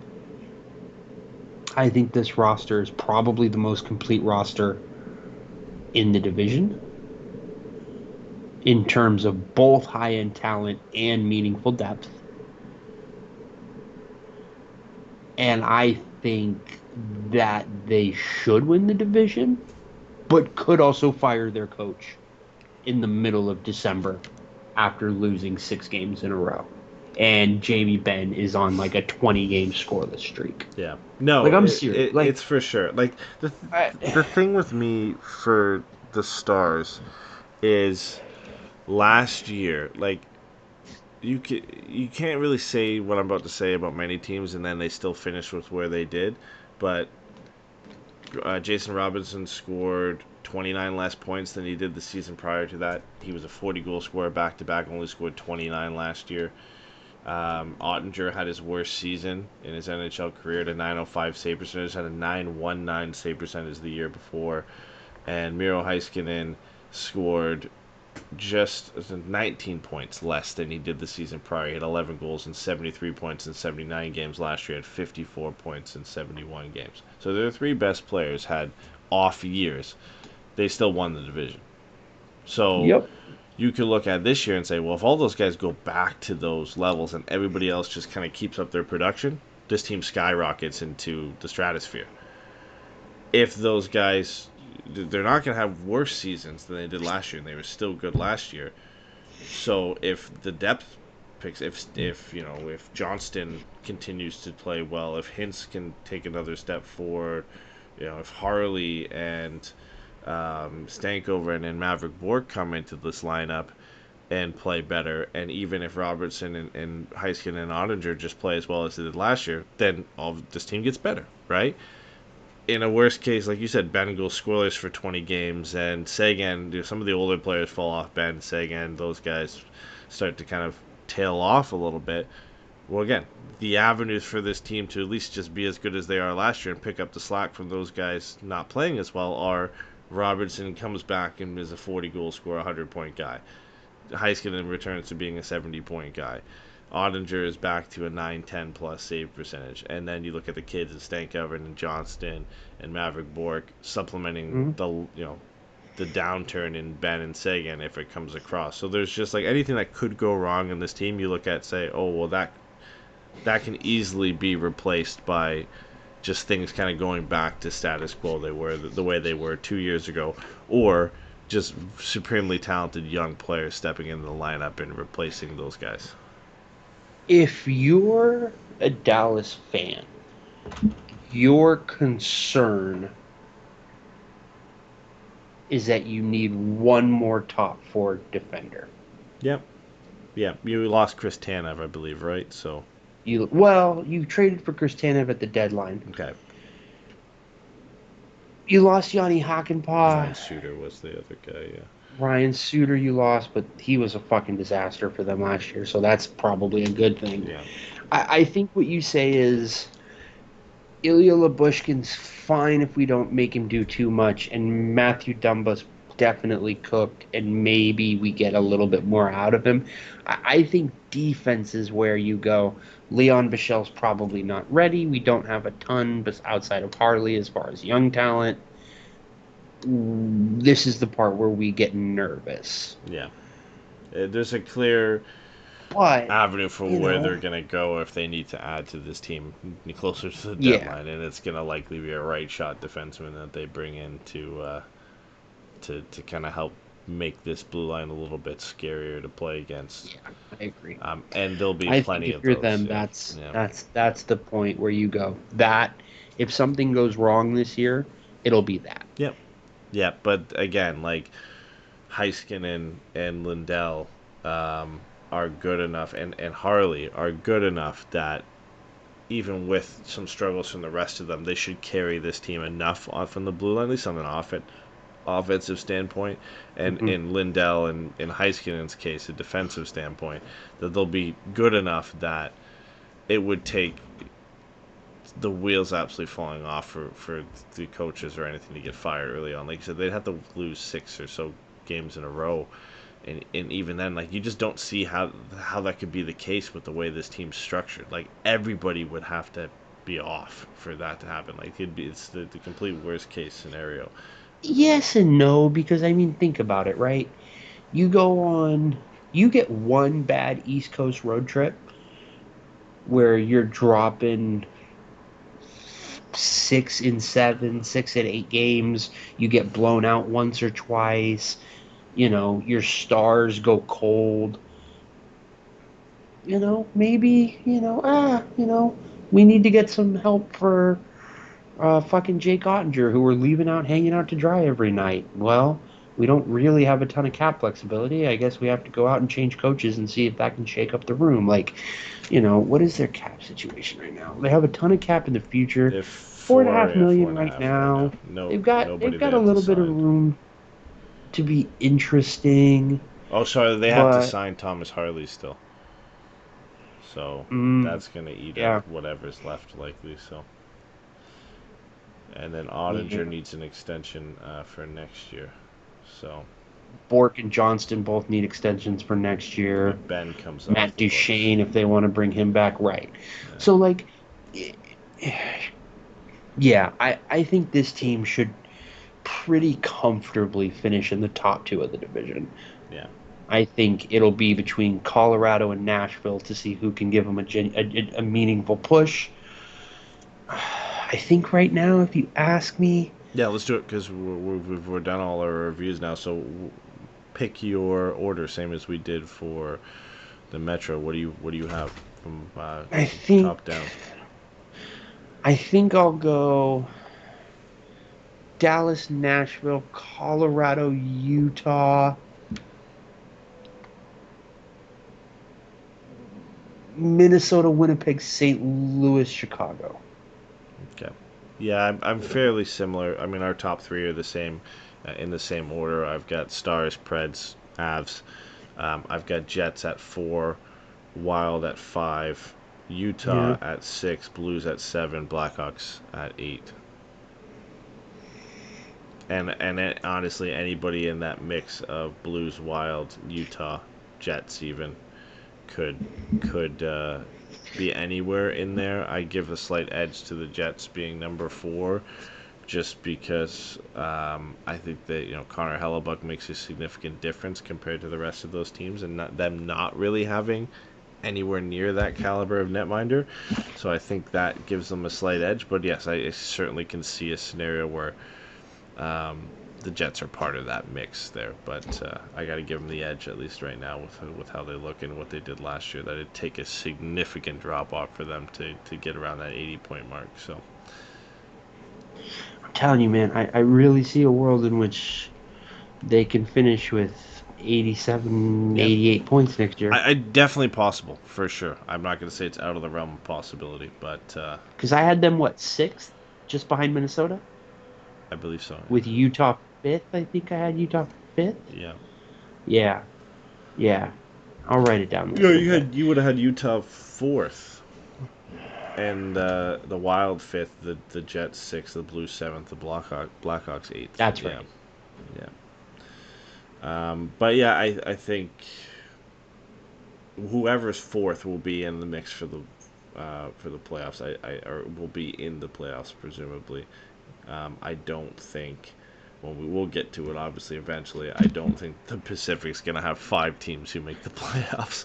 I don't know that the Pacific's gonna have 4 teams that who make the playoffs. Yeah, so it's. I could definitely see this being a 5 teams from the Central end, and I don't know that is because I think all that highly of the Central. No, it's just the Pacific is a mess. It's a mess to say the least, and there's significant chance of drop off from a lot of these teams in the Pacific.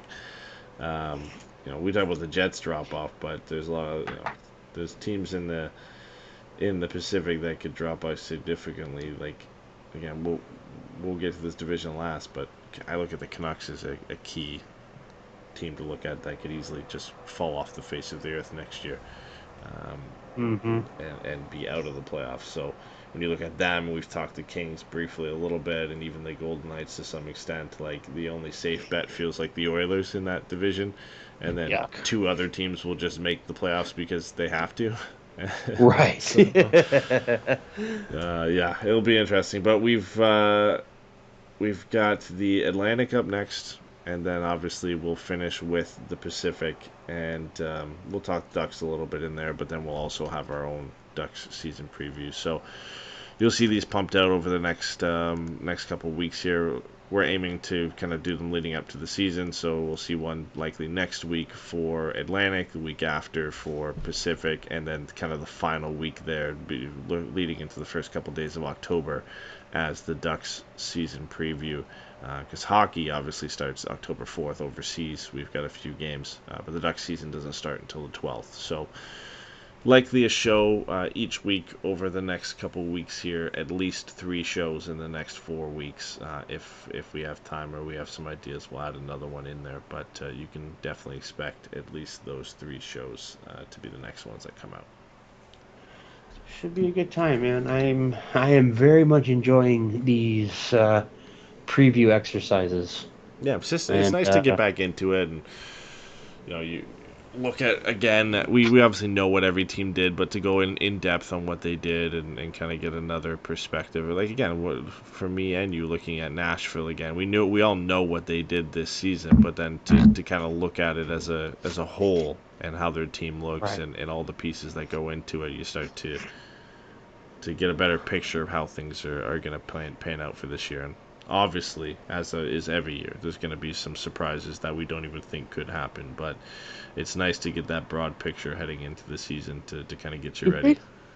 If they finish in the top 3 of the division, is Andrew Burnett a top 7 or 8 coach? Given what we've seen him do in Florida. Yeah, no, I would say so. Because even from last year, right? Like, the expectations are going to be higher. Last year, nobody expected them to do what they did, and they made the playoffs. They finished in the top 3, over 100 points, an improvement from last year. You have to put them in that conversation, right? So. Yeah. Central is a little bit more interesting than I was giving it credit for. Oh yeah, for sure. Well, the next 2 should be really interesting. The Atlantic, I'm really excited to get to dive into that one, and then obviously the Pacific. I'm more so excited for the opposite reason to talk about what a potential dumpster fire the Pacific Division could be. So, 2 different reasons for the next 2 reviews. But yeah, like I said, we'll be back next week with the Atlantic, and the week after that with the Pacific, and then heading into the Ducks preview. But appreciate you guys sticking around. If anybody did stick around for the full almost 2.5 hours, we don't put a time limit on these. We just kind of keep talking until we're almost done. So we appreciate if you had time to stick around. Appreciate everybody who's listened to the ones so far, and then obviously for those looking for Ducks specific content, obviously once the season kicks off, we're going to shift more into kind of a 75-25 split in terms of Ducks content versus the rest of the league. So look forward to that as well. Yep, absolutely. Yeah, not too much else to ask or add. So go Bruins, go Hawkeyes. You gotta. Ohio State sucks. Yeah, okay. Yeah. Go Bruins is a bold statement when I know what you mean, but I said what I said. okay. I'll clip that and use that towards go Boston Bruins instead. So. All right, guys. Appreciate your time. Take care. We'll talk to you soon. Later, y'all.